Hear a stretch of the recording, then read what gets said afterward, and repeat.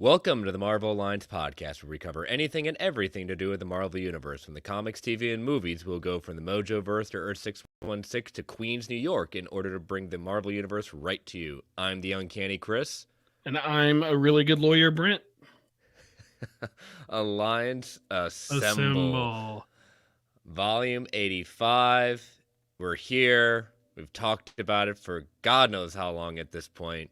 Our Spider-Man No Way Home spoiler review. Brent, I can't believe we're here. It feels like just yesterday we were getting that first trailer. Maybe because basically it was just yesterday we were getting that first trailer. But here we are. We have finally seen multiple trailers. Feels like 37,000 TV spots and a full movie. Yes, and somehow you and I have avoided all the spoilers. It feels good to be back in some way on Twitter. Not in all ways, but in some way it feels good. Well, I took all my mute filters off, which final count ended up being 74.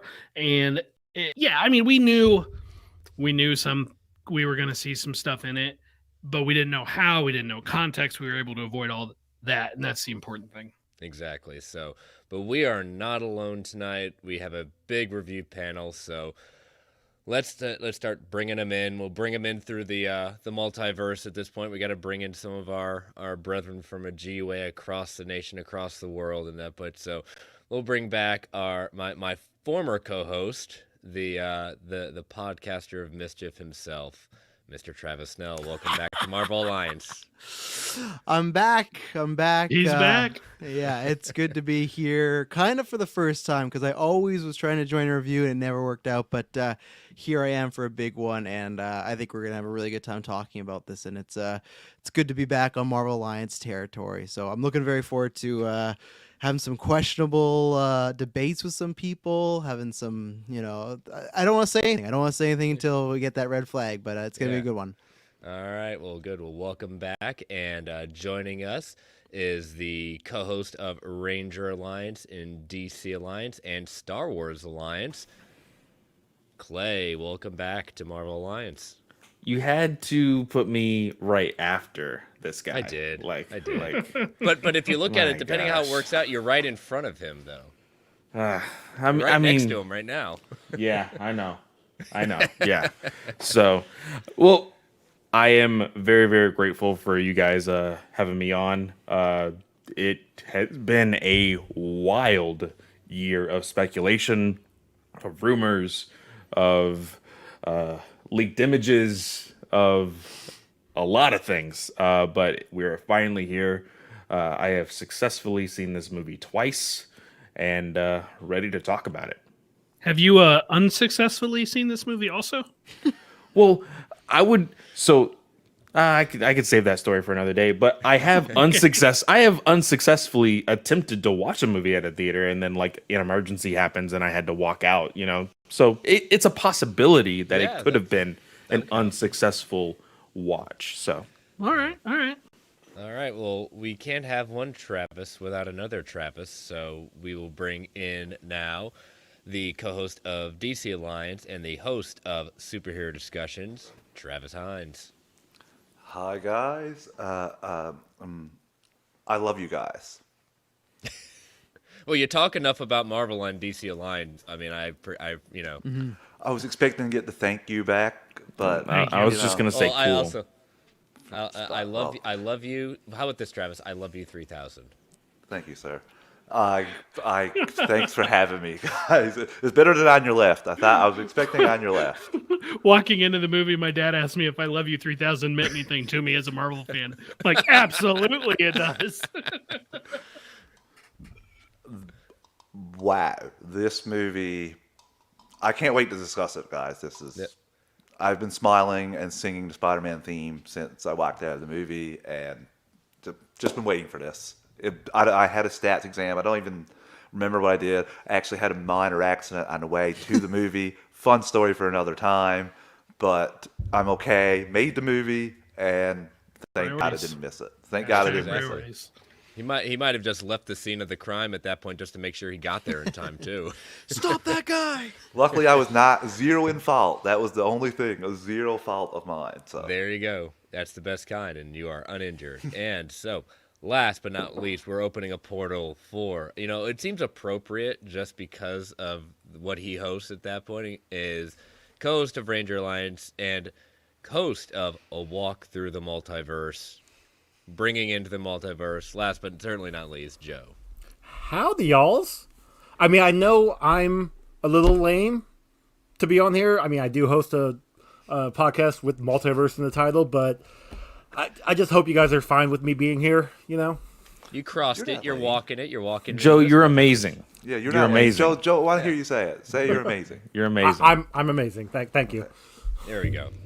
It's hey, it's the holidays. A little extra love in the room, right?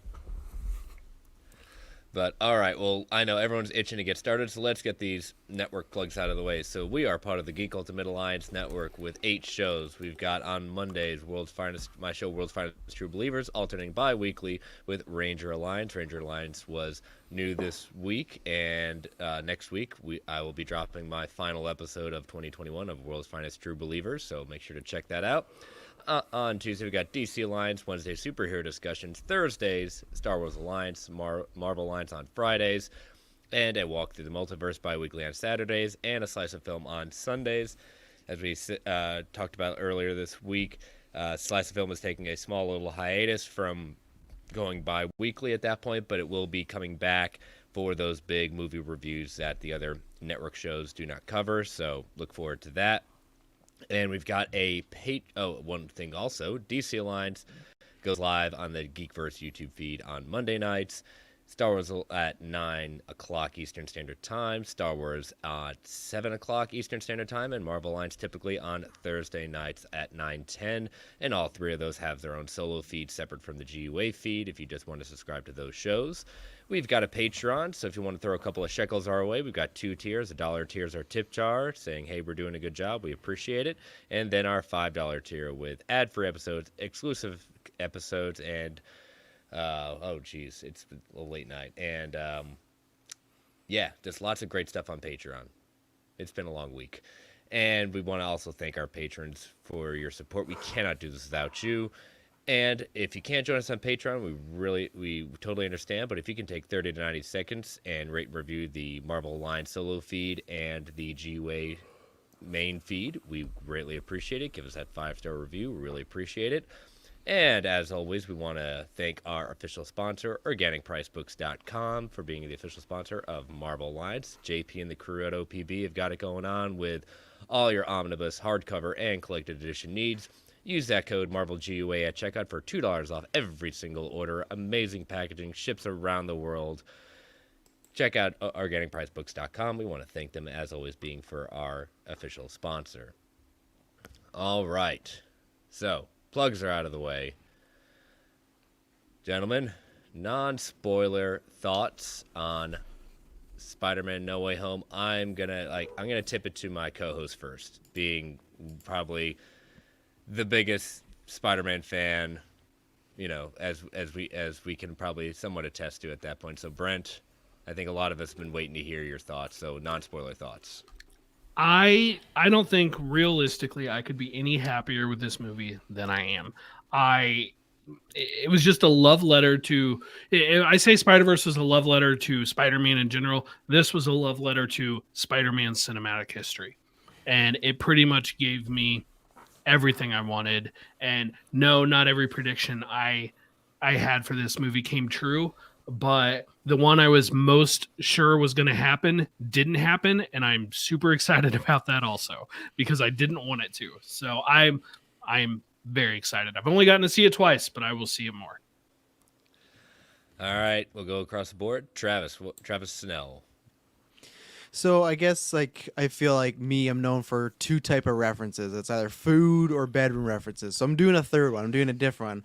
I'm doing a reference from Grey's Anatomy, and no one's gonna get it here, but somebody out there will. I watched that show for the Now, record. at one point, I think it was around season 3 when George and Izzy were getting together, So long ago. and she said, I know that chemistry. reference. I know that Chemistry. You either have it or you don't. And I feel like that kind of applies to movies, but the difference is magic. And there's just some movies that they might not be perfect. They might have some things you go, I don't know how I feel about that. But there's just a magic that they have. It's just perfectly timed that you can't kind of it's like lightning in a bottle, and that's what this movie feels like. It feels like a bunch of kids who, luckily are smart enough to direct and write and act well, all got together and like put on this play of a Spider-Man movie, and somehow it's real. There's many great moments in here. Performances are all great. It's just one of those things that's kind of remind me of Endgame, that after it ended, I couldn't really believe that it existed. It kind of felt like a fever dream of like seeing these on the screen was like, man, I'm seeing actual panels come to life. And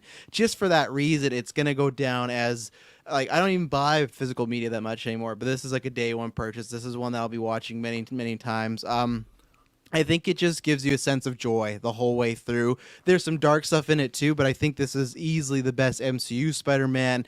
I got it ranked pretty high in the MCU too right now currently, and I think they hit out a home run with this one, and I just feel like.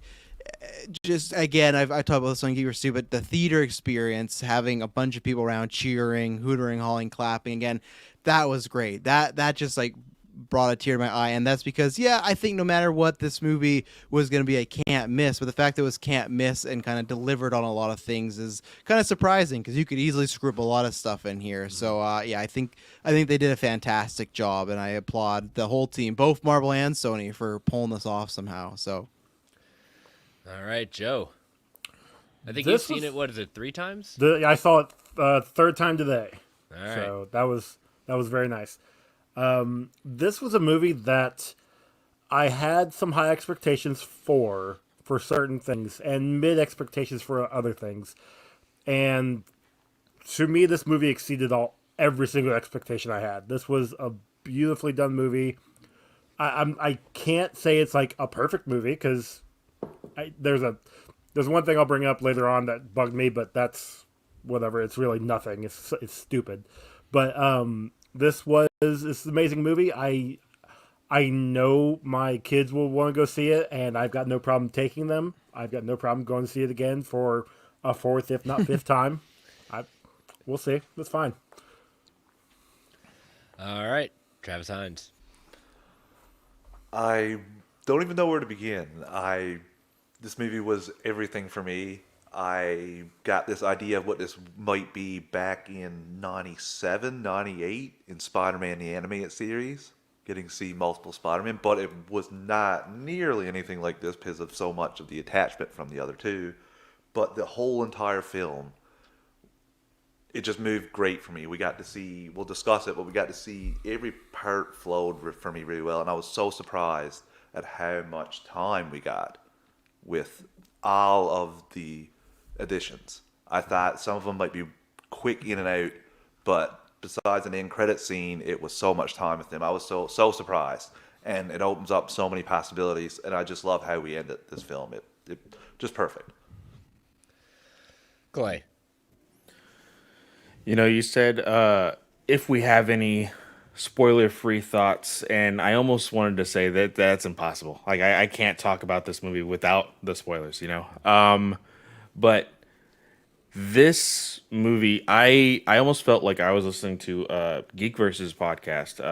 I watched it live and then decided to listen to it while I was working. we try to ban him from the chat all the time. I don't know how he keeps getting back in. But Kirkland said that he didn't really feel like it was real until he sat down and started to actually watch it. I will say, I was feeling the hype the entire day, and then I almost felt like completely minute and mesmerized by the time I was sitting in the theater, and I was just like, okay, something's going to happen. I feel like I know what's going to happen, but I don't know what's going to happen. And, I think Britt and Joe said it best in the sense of there are some predictions that I feel like we all got right. Some we got wrong. Others we are very thankful didn't happen. And, some disappointments. It really depends on how you look at things. But I'm super excited to talk about this movie completely in spoilers. I got to see this movie at 3:00. I literally did not stop at home. I was probably the most professionally dressed person in that theater. I was dressed in red just because if Spider-Man got to have a little red on at that point. But sitting down in that theater, we talked about it last week on Marvel Alliance that, we have a show that talks in rumors and ideas and things like that. But I stick by the idea that we have hopes and ideas of these rumors coming true, but it's experiencing them in the moment when you see things you've been talking about for literally on this show over a year of almost a year of just talking about what could possibly be coming. And so seeing that it's been since Endgame of just experiencing smiles, cheers, even gasps from the audience at that point, just a singular experience that when I got home, Aaron asked me, so did this happen or did this happen? I said, no, I'm not telling you. And we're going to see this next week. And because that's actually going to be the first time together we have seen a movie since Endgame. That's the last time we've been to a movie together since Endgame because COVID happened and that's that. But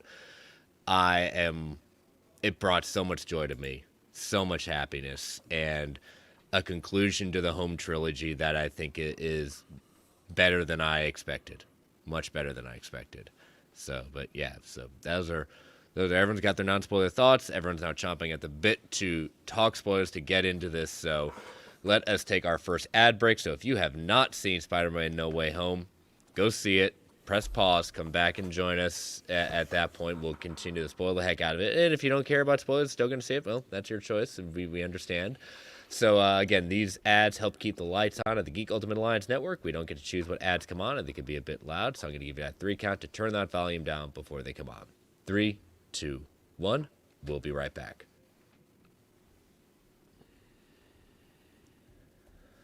All right, so we're gonna, if you've listened to our past reviews, we've kind of done a certain kind of way we've done reviews. I'm gonna change it up a little bit for this one, just because there is so much to talk about. We'll break this down into 3 acts, based on the film and the cutoff. Obviously Act 1, the opening. I cut off Act 2 when we get to Norman Osborn being introduced at that point, basically hiding out behind the dumpster. That's where we'll start Act 2. And then Act 3 taking place as we head into the new Statue of Liberty at that point. So that's where we'll go. So Act 1, I'm going to throw it up there. Anything in Act 1, we'll give everyone a chance to either talk about something, respond about something, again. So who wants to go? Who wants to take nothing it? really happened. Nothing. Happened? Okay. I'm sure, yeah. I love how it picked up immediately where Far From Home left. Far From Home, Endgame happens, we're 5 years in the future. Far From Home happens, we're another 8-ish months, 9-ish months, a school year effectively into the future. And this, it kind of helped bridge that gap some and close us that we didn't need another massive time jump. And I really appreciated that. I loved that opening sequence of them just trying to get away. And so much of that was in the trailers, and I just kind of assumed it was going to be spread out a little bit.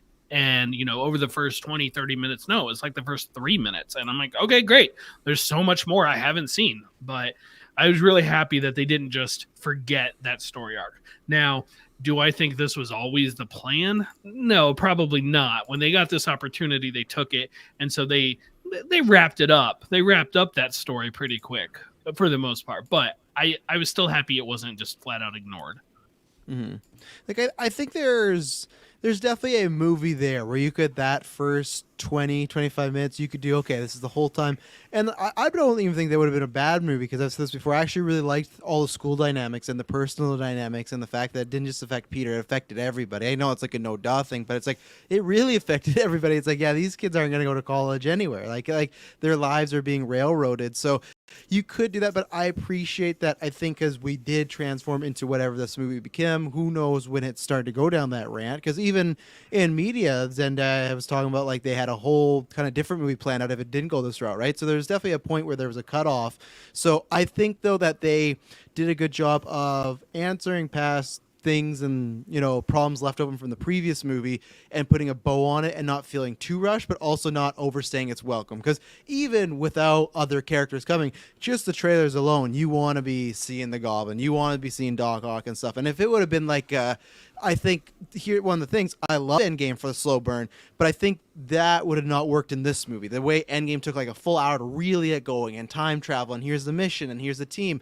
This does not do that, and I think that is a smart move. Endgame is half an hour longer, but I think this was smart to kind of be at this like rapid pace. So I think all the stuff in the opening to deal with the identity and the friends, all that, really well done. That worked for me too. I was surprised at how chaotic that opening scene was, which would probably be how it would actually go if you're trying to be a little bit in realism world of like Spider-Man, Mary Jane, like Brent said about the swinging. I expected that to be spread out a bit longer, of him trying to evade people and all that, but they cleared that up pretty quickly.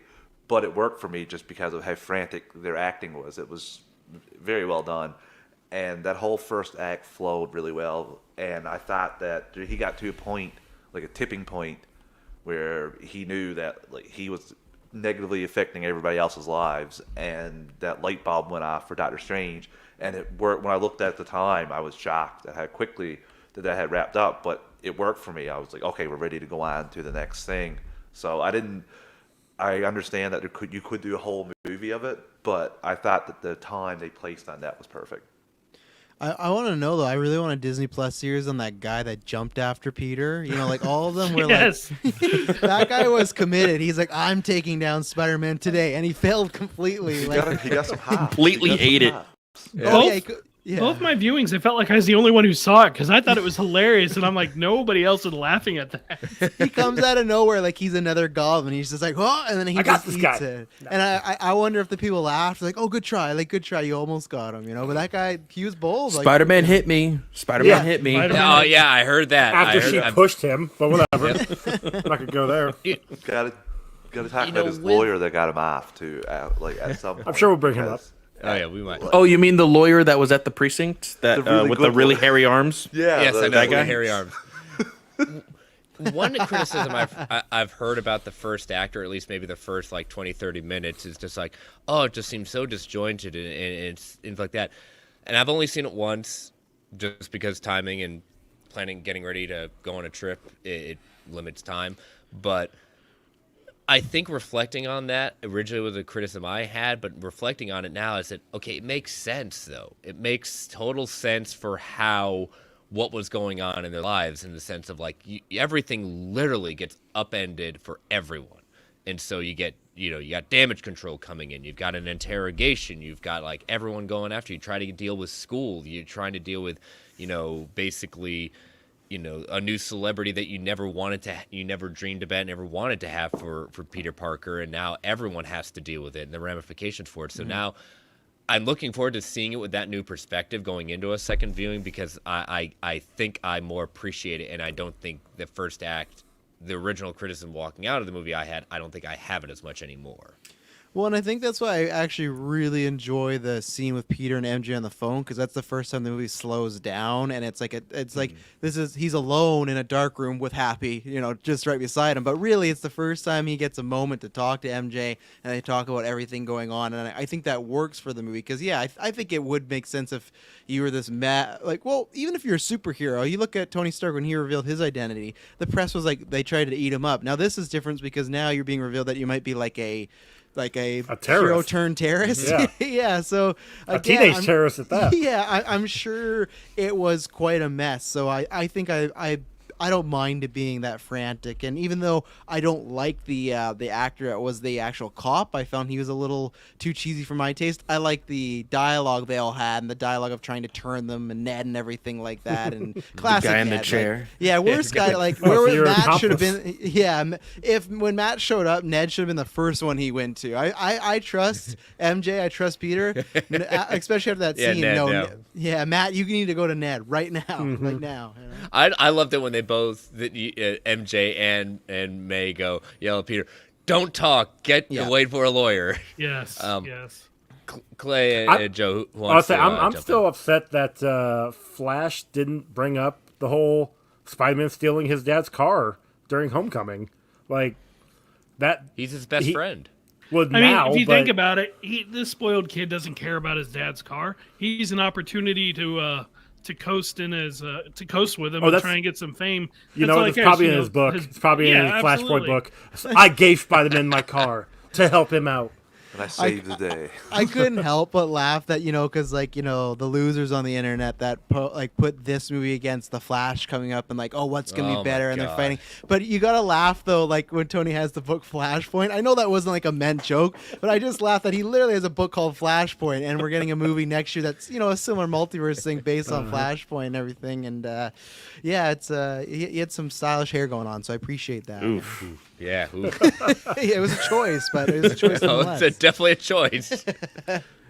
I really enjoyed the going back to school scene. Mary Jane, are you gonna have a spider babies? Yeah. No, but I know that in the retrospectives of Geekverse, y'all were kind of divided on the teacher and how they interacted with Far From Home. I really enjoyed this scene. It's like, if you just go wherever you want, you can crawl on the walls to avoid the crowd. You can do We know whatever. you can do it.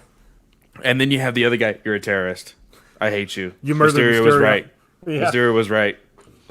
I like the teachers in the other movies, but I will say, like, after Far From Home, I feel like we'd had enough of them. Yes. And so here we got one scene, remind us of their presence. It's good for a little chuckle. Move on. That would have been my preference. And that fits with Hannibal Buress's canon because he in the first movie was saying that Captain America might be a war criminal, so he's very quick to turn on the heroes of the world and stuff like that. So no, I think this was like a nice little cameo. And plus, as somebody that like other than Martin Starr, he's been 100% the whole time. I love him. Like the whole gag about his wife leaving the blip, and that was great in the last one. But I think he photoshopped himself in the picture with him and Mary Jane. that was so good. Yeah. It was so obvious too. It's like You what can the walk heck, around here. dude? You can swing. We know you can swing, but I think this is good because in the future, I imagine we probably won't see these teachers because he's gonna go off the college. So I think it feels very kind of like Harry Potter-ish, where when you go to a grade, you should be saying goodbye to some teachers, and these guys were around for his childhood. So that's where I think it was right. It was the perfect amount, like Brent was saying, but I think it would have felt weird if we never saw them. So one little scene, kind of playing off their past. Really like good, perfect, a nice little like pin drop on that story, Yeah. Well, I want to bring up the rumor we had heard, the idea we had heard, and when Matt Murdock is in the apartment, I was the first person right there. I was like, yes! My crowd erupted. Oh my gosh! Same, Joe. Erupted. Oh my gosh! That was just I was so relieved. I had a lady behind me because I went last night. I saw it 2 IMAX showings, both full, like jam-packed full. And there was a lady behind me in the first one who, anytime anybody showed up, and we had multiple people from multiple past movies showing up in this movie, she's like, "Oh my gosh!" Ah! I'm like, "Okay, I'm going deaf," and she keeps yelling at her kid and telling what the kid who this character is, and it was wonderful to see. Charlie Cox coming in was amazing. And him, the brick comes flying through the window, and he just arm out grabs it. That was so necessary to do Yes. that, to at least help I'm a people really good understand lawyer. who he is. Yeah. Yep, it was perfect. I was so freaking happy. The biggest smile, and I was there with my dad, who's to my right. No reaction. He doesn't know who he is. Didn't That's see gonna the be show that's at gonna be all. that's gonna be Aaron So, next like, week. She that's has a total- no idea. And then on my left is On on your your left. left is my wife and my friend Brock, and all three of us are like, yes, like fist pumping, and we're like so excited. And my dad's like, I have no idea who this is. My girlfriend, who's not watched Daredevil, sees Charlie Cox and starts smacking me on the arm today. She's like, "Hey, it's him." I'm like, "Yes, thank you." Ow. Yeah, that was basically. I'm the one that basically watched what my- the show. when my Exactly. wife saw the cane, she starts like hitting my knee. I'm like, yes. So relieved though. Finally, truly, there's no asterisks, there's no, buts, there's no maybes, there's no, well, Jeff Loeb claimed it. It is truly, he was finally in a Marvel Studios production. Where the canon sits, where is this a variant version of the Matt Murdock from Netflix? Is it the same version? It That'll be doesn't next even week. matter. It doesn't even don't matter. Yeah, we'll care. figure it out. We'll figure it out soon. No, I wanted the actor. I got the actor. 10 out of 10 movie. I'm sold. Just credits happen when he catches the brick. A really good lawyer. Roll credits. Directed by It's John over. Watts. Seriously, like 10 minutes into the movie or whatever, and I'm like, I'm done. It's the best. Yeah. I will He say saved this. Spider-Man. The movie's over. He got him off. I will say this. I think it was really early on in 2021 where we had a cast, and I was making the argument of like, I would be fine with watching movies from my couch from now on and never going back to the theater. And Snell, you were making the really big argument of how like it's a part of the experience, having everybody super excited and everything else. And I didn't think I was gonna miss it, to be honest. I was so comfortable with sitting in my recliner, watching all my shows on HBO Max and Disney Plus and all of this. And I didn't really get any of that stuff because Eternals is so wacky and not a whole lot of people like have all the big things from it, Not a lot of woohoo moments. I'm not saying anything. Just like I know. It's Yes, an hour Icarus. More movie. Yeah. Exactly. So when Matt Murdock was the first one, I started to feel like the energy in my theater then, and I was like, "Yeah, I'm back. They got me back in it." And I was so excited. I really like the line with Happy. Like Matt's like, Peter, you're good. May, you're good. Happy though, if you were involved if I was involved, no, can I just say that I decline to answer any further due to my lawyer saying that I could he just starts stumbling on every single word. I really enjoyed the interaction. It didn't have to be anything too bombastic or crazy, and I don't think it was. The brick through the window solidified like, hey, he is more than just a blind lawyer, and that's what you need. And I really, really enjoyed it. Yeah, people are going to go look him up and then go back and watch Netflix, which was always one of the things I questioned if they would want to use him because did Netflix is his competitor? Do they really want to drive people towards it? But personally, who cares? That's the right choice. That's the right actor. They did it. And yes, Clay, I'm with you. Like, I am glad that I got to experience those moments in a crowd of people that, to the best of our ability, as safe as we could be, a crowd of people. I love and value the choice to watch movies at home or the theaters, but some movies I want the theater experience for, and this was one of them. Well, and that's the thing about with them, like the shows that they, people are going to go watch the Netflix one. Disney, Marvel Studios, whatever you want to call them, they will reap the benefits on the aftermath of, you'll go watch them there. But his next project is going to be Disney Plus. It's going to be one of our movies. That's things that's like, that's sure. And Netflix, I'm sure they're not mad about the bump either. That's going to happen. Like, okay, cool, viewership. But yeah, the theater experience is something, because I had one where most of my theater reacted. There was definitely a few people like, I don't really like, the GA. But for me, like, the best experience I can use is I saw it with my 4.5-year-old daughter. Now, she has no idea who Charlie... I've kind of explained who Daredevil is. There's not too many kid versions of Daredevil, so she's just kind of getting Charlie it. But Cox. Yeah. I loved him in Wonder Dust or whatever. But, like... Stardust. Stardust, thank you. Yeah. That's the sequel, Clay. It's coming out next year. But, no, the best experience I can say with the theater thing is, so she doesn't know, but when she sees people react and get excited, when you see like your own kid's face like light up, like I'm coming, like I got so excited because like it reminded me of, when I was a kid. So this thing of like, oh, you don't know, but then you want to find out more about. So it's like her seeing these other people get excited. It's like she just gets excited by that fact. And that's the same thing grown adults happen too, because like, oh, this is some guy important. And I think it's really cool. It's one of those things that I'm sure they are a little bummed that it got out because it was so small, because it would have been such a cool thing. But it's one of these things that it's just, scoopers are good. It's very hard to keep a secret. And now it's just, obviously, Feige talked about last week, but it's real. And I think this is a setup, obviously. I think he's going to be, we've heard rumors of him being in lots of projects, but I think he's going to be like confirmed in a lot of projects. The next time we get that Twitter thread or Disney Investors Day, I think you're going to see him pop up in a lot of places confirmed, and it's like what we've talked about on in our group chats. Like I'm just excited for interviews and press junkets and him to talk about and podcasts, and it's and like, oh man, I'm like so excited for, I don't know, I just want to interview with him and Vincent D'Onofrio, like the way that Tom Welling and what's his name who played Lex Luthor, they always do like a Michael bunch of, Rosenbaum. yeah, they always do like a bunch of sits down together. I would love some interviewer to sit down with both of them and just talk about everything, but it's crazy. I know we're going to talk about them Act 2 and 3, but in a matter of 1 week, we got D'Onofrio's Kingpin, we got Cox's Daredevil, and we got the Spider-Man back along the villains. This is stuff that you can't, like, you would have predicted, like, it could never be that good. Even around Endgame, you would have been like, oh, I don't know if it could ever get that good. And man, what a week to be a comic book Marvel fan. We're very lucky right now. So, Very.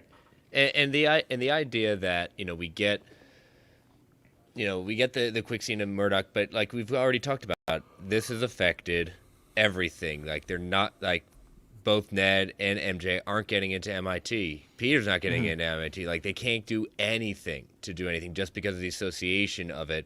And we saw it in that first trailer, the Doctor Strange like Halloween decoration. He tips it off, and we finally get him going to this Sanctum Sanctorum. There's a lot to kind of look into this beyond the spell that's going on in here. I mean, let alone just finding out Wong is the Sorcerer Supreme on a technicality.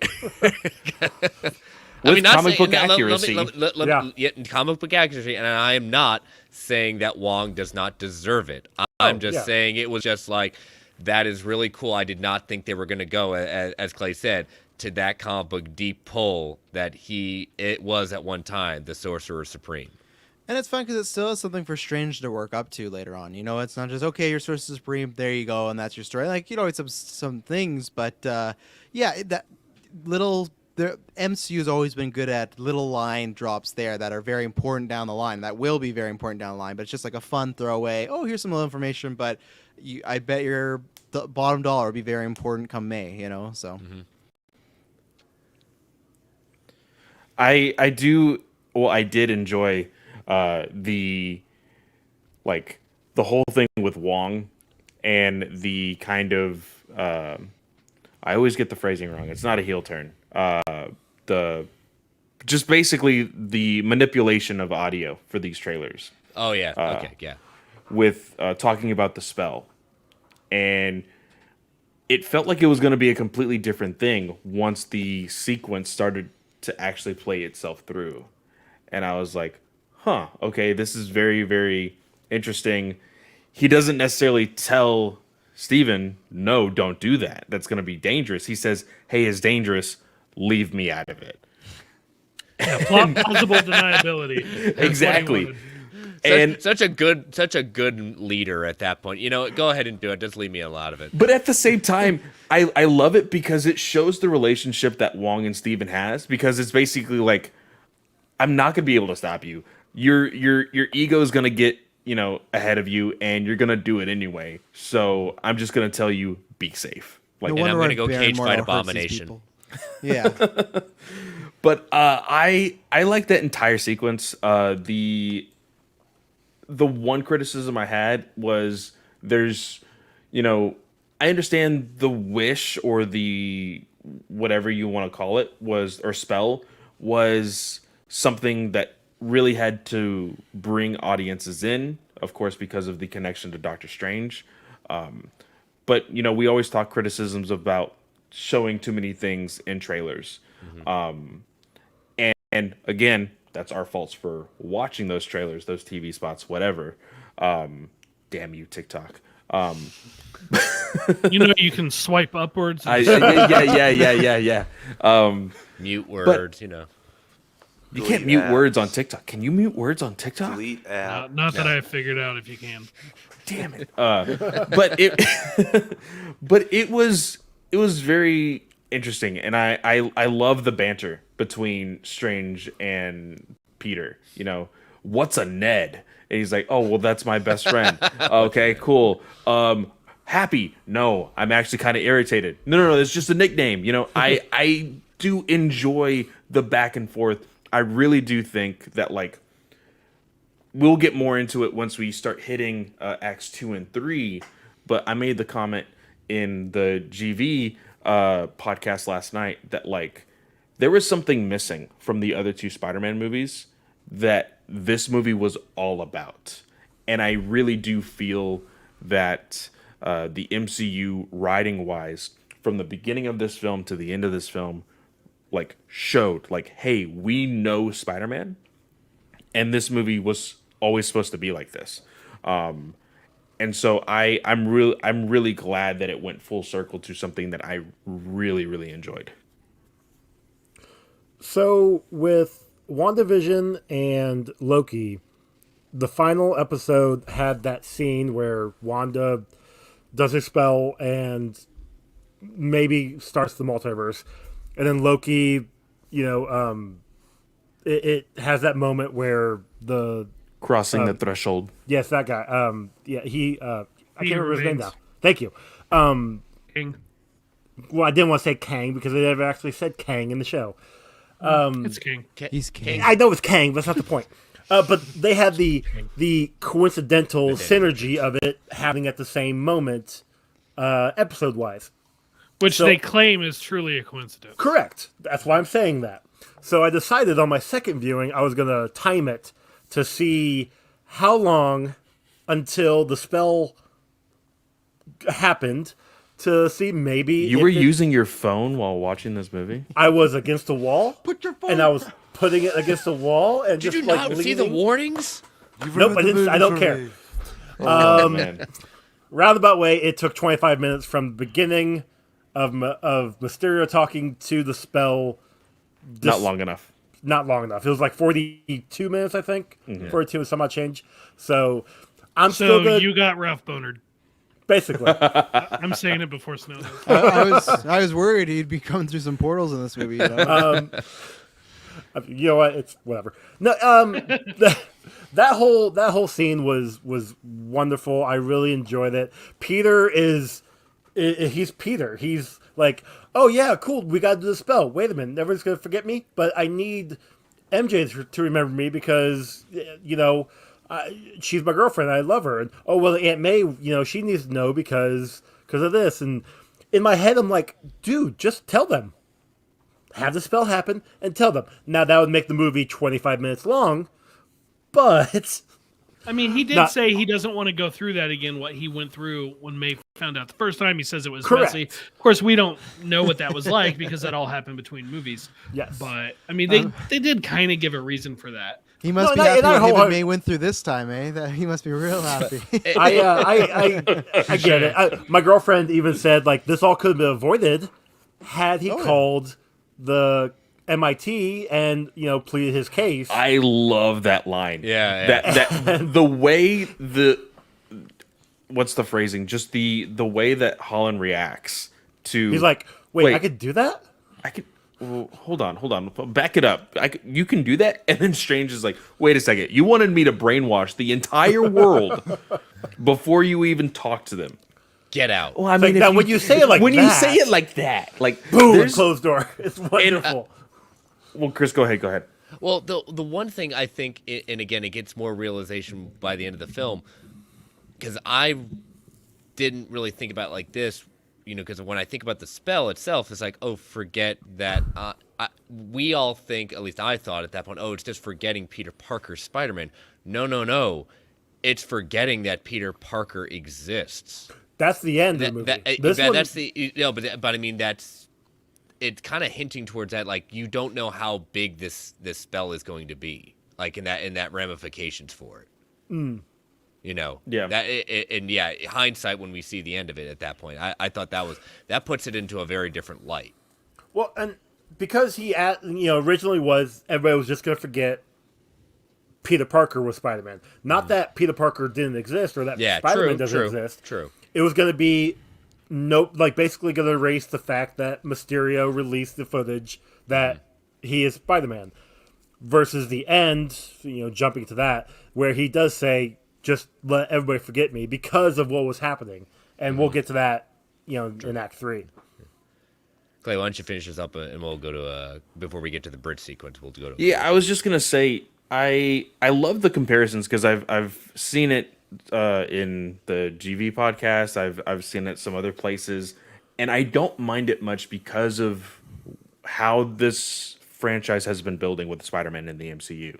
That like some of the ways that this movie goes about, and I know that some Marvel fans and MCU fans have had a criticisms for this, but there was a lot of Robert Downey Jr., Tony Stark isms with how everything kind of went down. Like, and it is kind of like the Parker look. You can definitely say, oh, it's the Parker look, everything that's happened.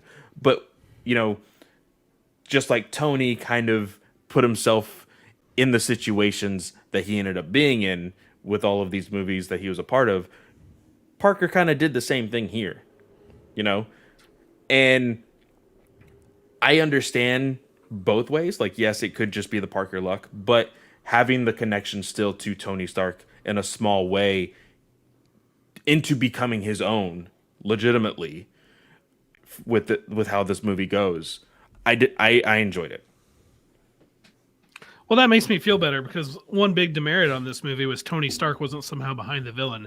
It's just yes, more he Iron was. Man He was for like a He minute. was. I mean, sort of. I don't count that the same way. To me, I'm with Dr. more on. Octopus thing? No. No, I'm with Brent on That's that what one. I'm Where for saying. me, it would have been like if Norman came through the Tangentially. portal and he was like, "Yeah, I'm back in my Yeah, world." no. Tony Stark also messed me around. It's like, no, this was just they happened to find stuff he was like sitting around and used as a weapon. Tony Stark was not behind the villain this time, the way he was Vulture and Mysterio. And I mean, you could obviously argue that's he was fine, probably Electro. behind Electro, because had that arc reactor not been there, Electro would not have gotten it. but, I mean, I guess. He's just not the point of origin. feels like He's a not the pretty not big the core reach. version. I'll give you that one. He's not. I've got long arms, his, Brett. Yeah, not because some guy called his machine barf. He's like, oh, I'm gotta take this guy down.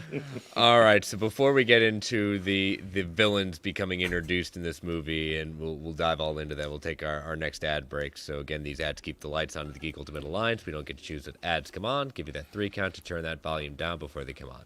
3, 2, 1. We'll be right back. All right, so let's just bridge sequence, the villains being introduced, I mean, wow.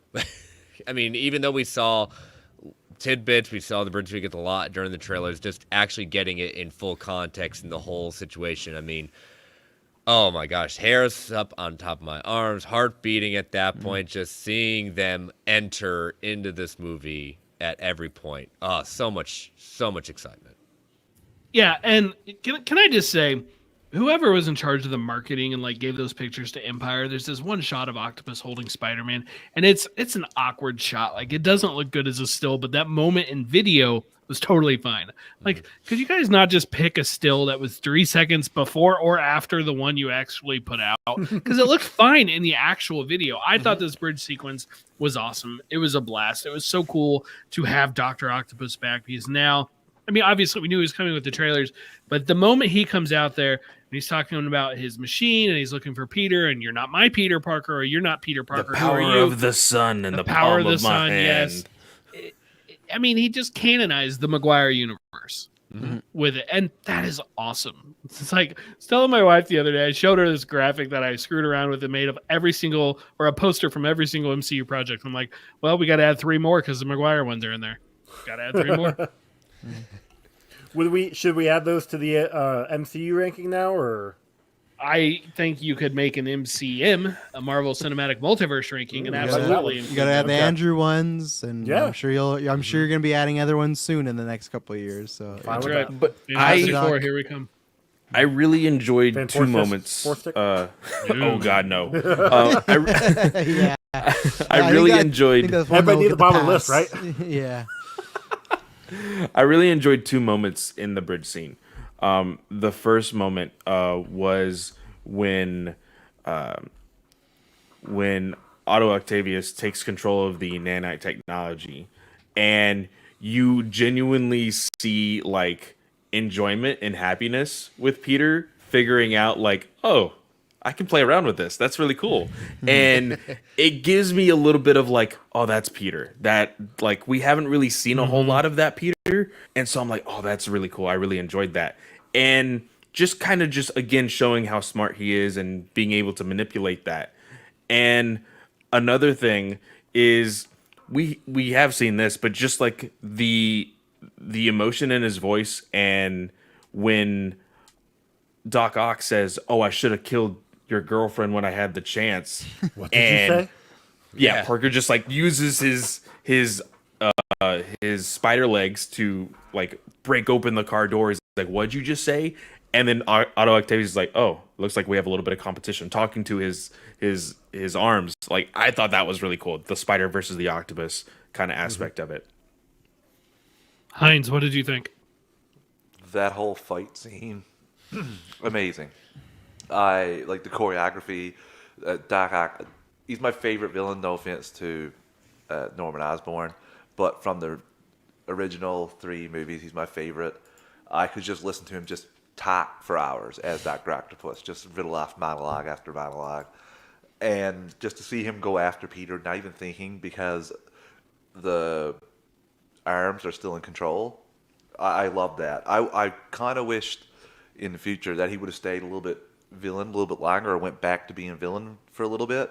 But I just love him here, and I love how Peter is focused more on the woman and getting like the MIT. Not even after seeing Doc Ock, and being like, how is this working? He's still focused on the MIT lady, which I love. And like Clay said, there was a lot of Peter vibes there from the animated shows that I've watched, like Spectacular Spider-Man, for example.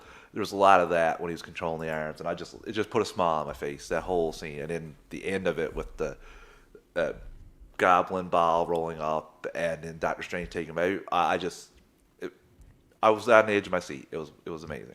Yeah, hearing that laugh at that point, and like everything stops, like Otto stops, Peter stops, and they all sense like something's just come through and is about to screw up stuff. And I love it that, we understand, especially when we see the villains interact later on in the cells, like who's from which universe, who understands who's been there.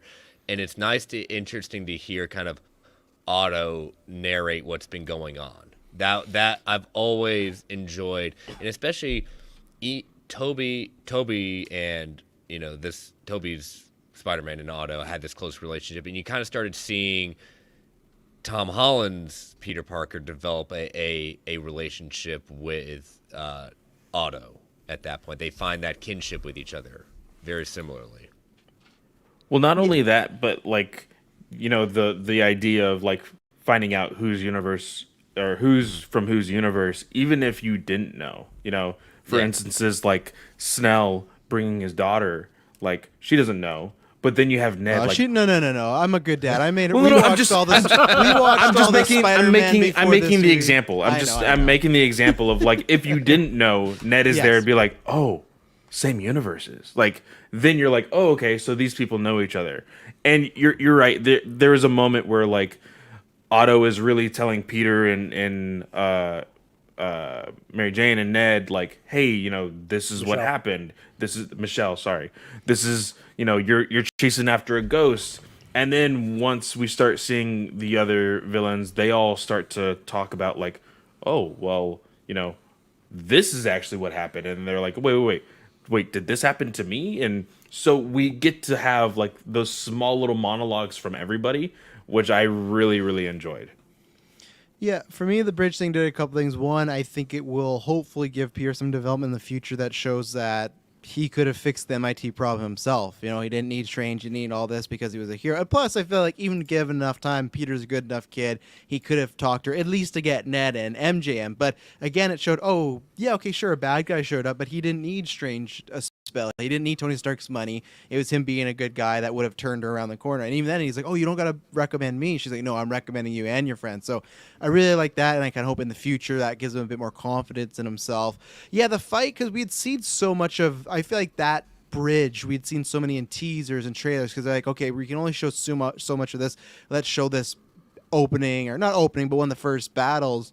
And so I thought when we got to like, okay, I'm gonna not be disappointed by it, but it's just like, okay, I've seen this already pretty much in the trailers, but it delivered so much once you have. I'm a big fan of listening to this day, but once you have the score going, I think Michael Giacchino did a really good job because it's great as far as they use old themes, but the new ones are updated and really good. Whether you have Spider-Man's Doctor Strange theme, the very last track on the score is really good, and there's another one I think it's called Shield of Pain, which is like the mix of other people's themes. So all that was really good. So when I was watching the bridge scene, I couldn't believe how good it was. And my last point too was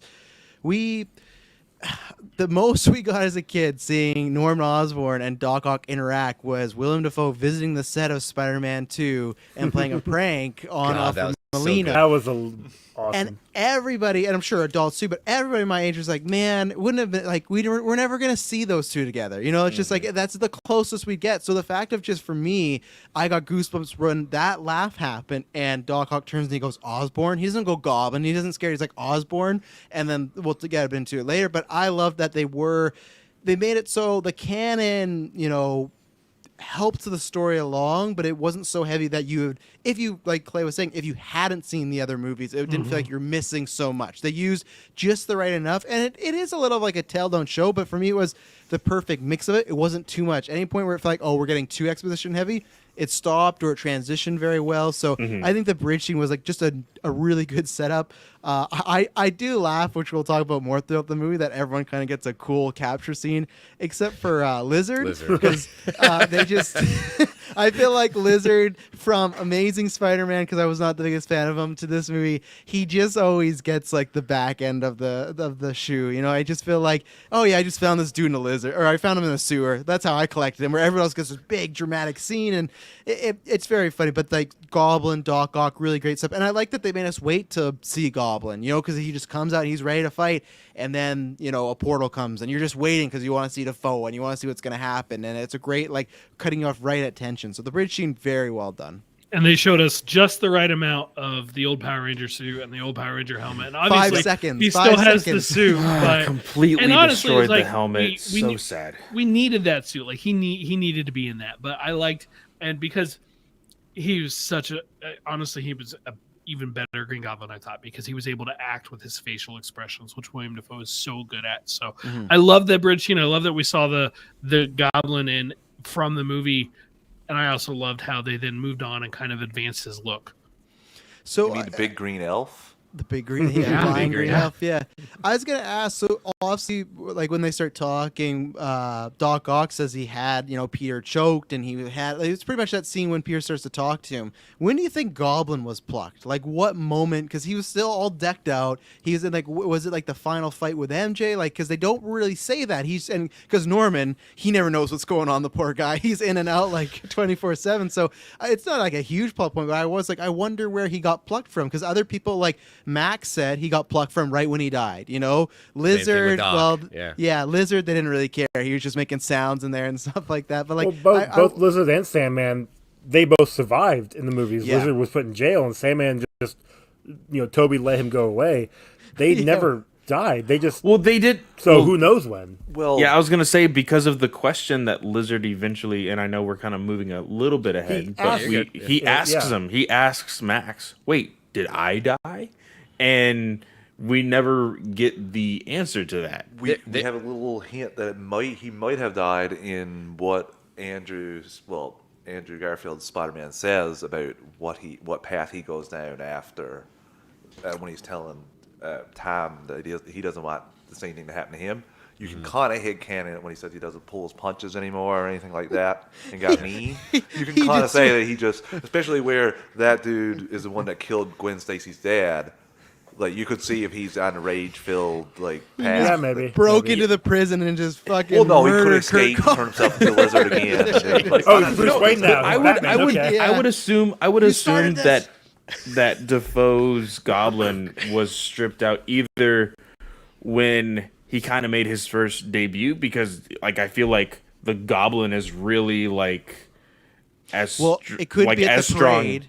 It couldn't be when Mary J. Blige. No, it couldn't be when Mary J. Blige thing, because he has to know Peter's identity. So it has to be. Oh, after so it would have to Thanksgiving. be. Yeah. How'd you get that? Finish it. Finish I it. think it's right before the glider stabs him. He's just standing there, and then he blips out and comes back and then stabs him. But the His suit is too glider clean. His like suit is comes too with clean. him. Yeah. I don't know.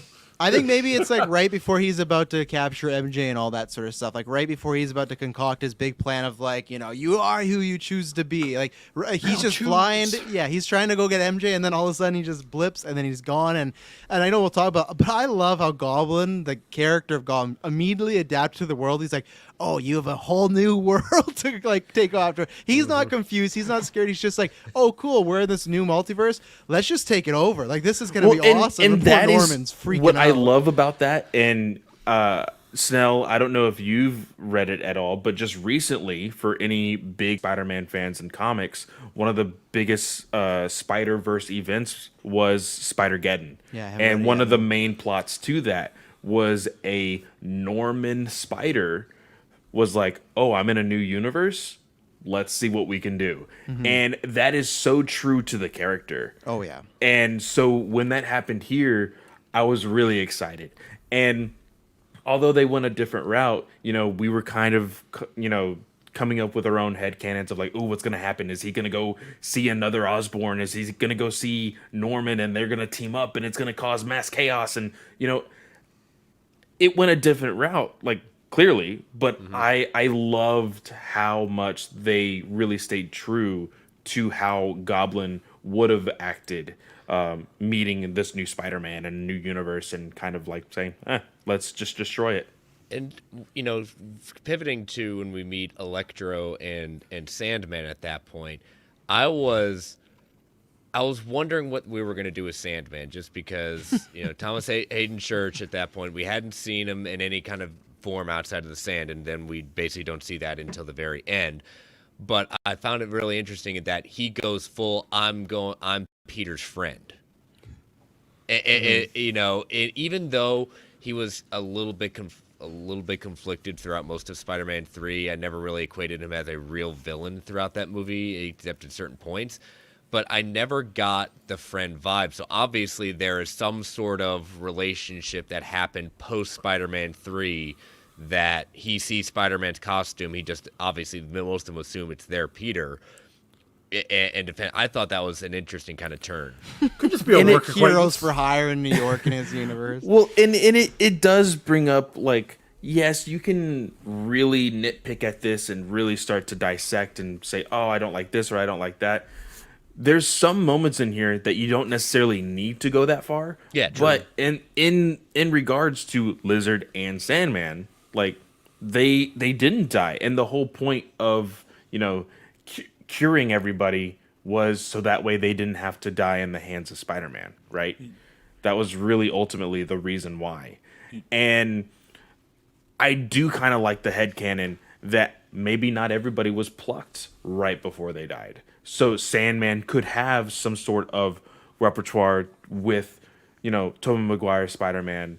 And that's kind of why, in Act 3, there is a shared glance, and kind of communication within itself. That's like, okay, cool, there is something there. So that's what I headcanon, that not necessarily, because his motivations are, I just want to see my daughter, like in Spider-Man 3. You'll get all your answers in Spider-Man 4 coming in 2024 and The Amazing Spider-Man 3 coming. I'm just kidding.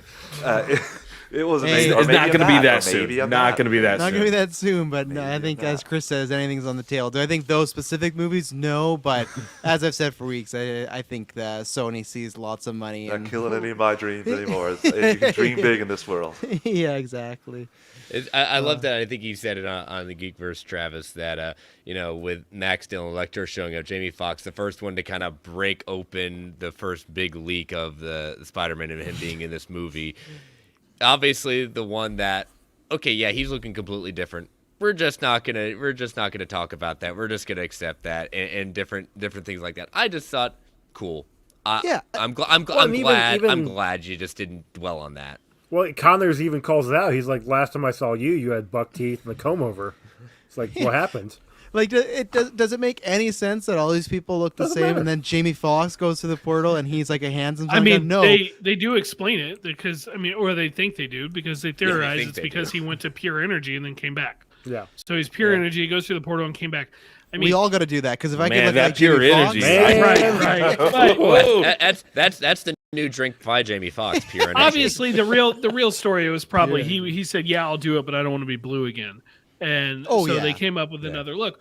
But it does also kind of fit within the universe because no one else went through that kind of transformation. Yeah, and at the end of the day, that's the little stuff that, like Clay says, you could pick it apart and be like, oh, that's a very loose, wobbly reason. But do I care at all? No, I don't care. If you get Jamie Foxx to be more Jamie Foxx, and I'm somebody, I legitimately think Jamie Foxx in Amazing Spider-Man 2 is a top 10 worst comic villain. I think it makes Jamie Foxx a bad actor. Where this, you just get cool, sly Jamie Foxx who has some like brief moments of doubt and being scared and not really like he's always kind of tipping back and forth like, yeah, like I see the points you guys are making, but like I really like this energy, especially when he sees, like, I know we're getting to it soon, but when he sees the Stark tech, that was very cool because it's just like, yeah, another power of the palm of my hand sort of thing. But just like, I like that. Just it senses him, and I like that Jamie Foxx was. I think if he would have been the Amazing version for me, it would have been distracting. It would have been a little cheesy, especially if he was the Max version too, of like the I like you a lot, Spider-Man. Like I didn't. This version's fine. So the thing is, though, we needed the Amazing version to get to this. Like we had to have him being the dumpy, bad version, so that when he shows up in this movie, he knocks it out of the park. He becomes threatening there at the end, as we see, and I liked his performance of this, and it seems like all you guys do too. Liked his performance better in this one than I did in Amazing. I'm not gonna say he's the worst comic book villain. That's Jared Leto's Joker. No, like I've seen some bad. I've seen some bad villains in my comic book movie watching. Mr. He is Freeze. nowhere near that one. So I'll take Mr. Freeze every day. But that's a good thing about Oh, dude, I'm looking forward movies to that like this, or like I mentioned it in Geekverse with Endgame. It's like you can take sequels that are a little lesser than, and it's like I can almost like Amazing Spider-Man. As someone that doesn't really like that movie, can like it a little bit more because now it does lead to something, and there is like little breadcrumbs. Is that something they planned in 2012? No. Not at all. Or 2014? No, they weren't like, okay, in 10 years from now, Feige and us, we're going to work together, and we're going to bring him back. Oh, this little guy who was in Impossible? He's going to be Spider-Man. Like, well, no, honestly, I think they planned for sequels for Amazing Spider-Man. Oh, yeah, of coming course, back. yeah, but- so we see that for that, and now because that didn't happen, well, the seeds are still there. Let's sprout them out over here. And that's just one of my favorite things that I've said kind of from the beginning, that I just love that they have included all the continuity from these movies, whether they are the most loved Spider-Man movies to the most panned Spider-Man movies. Like, you're all part of the family, and we're going to make it work. And I think most of them worked. Well, Like I said, Lizard was just kind of just chilling. He's always just chilling. He's just still and like looking creepy, Yeah. Giant dinosaur. You can talk. Yeah, he can very intelligently. So let's get into Act 2, and like with everything else, I think this is kind of where we say once we hit the bridge sequence, it really doesn't stop. Even though there are quieter moments at that point, it doesn't stop. But I want to throw it to Travis Hines. Where we want to start. Where do you want to focus on? Start off with Act 2. Well, we already talked about the capturing of Electro and Sandman, so I think I want to talk about the whole Norman Osborn being there with May at Feast, and her essentially convincing Peter that no, you can help these people, you can do good instead of just sending them back worse off than they were. You can help them, and it's something that sticks throughout the whole movie. And I just loved it. I loved how Norman was so scared. Just great acting by him. And the best thing about his character is I'm always waiting for the time when the Goblin will take over, and I never know when it's going to happen. And I'm always at the edge of my seat. And I got it throughout this whole thing. It's the same kind of feeling I got when the Vulture was in the car with Peter in Homecoming. I had that energy the entire time Norman was around because I just didn't know the turn was coming. I knew it was going to come at some point, but I just didn't think. And I just love the whole thing. I think that was the best scene.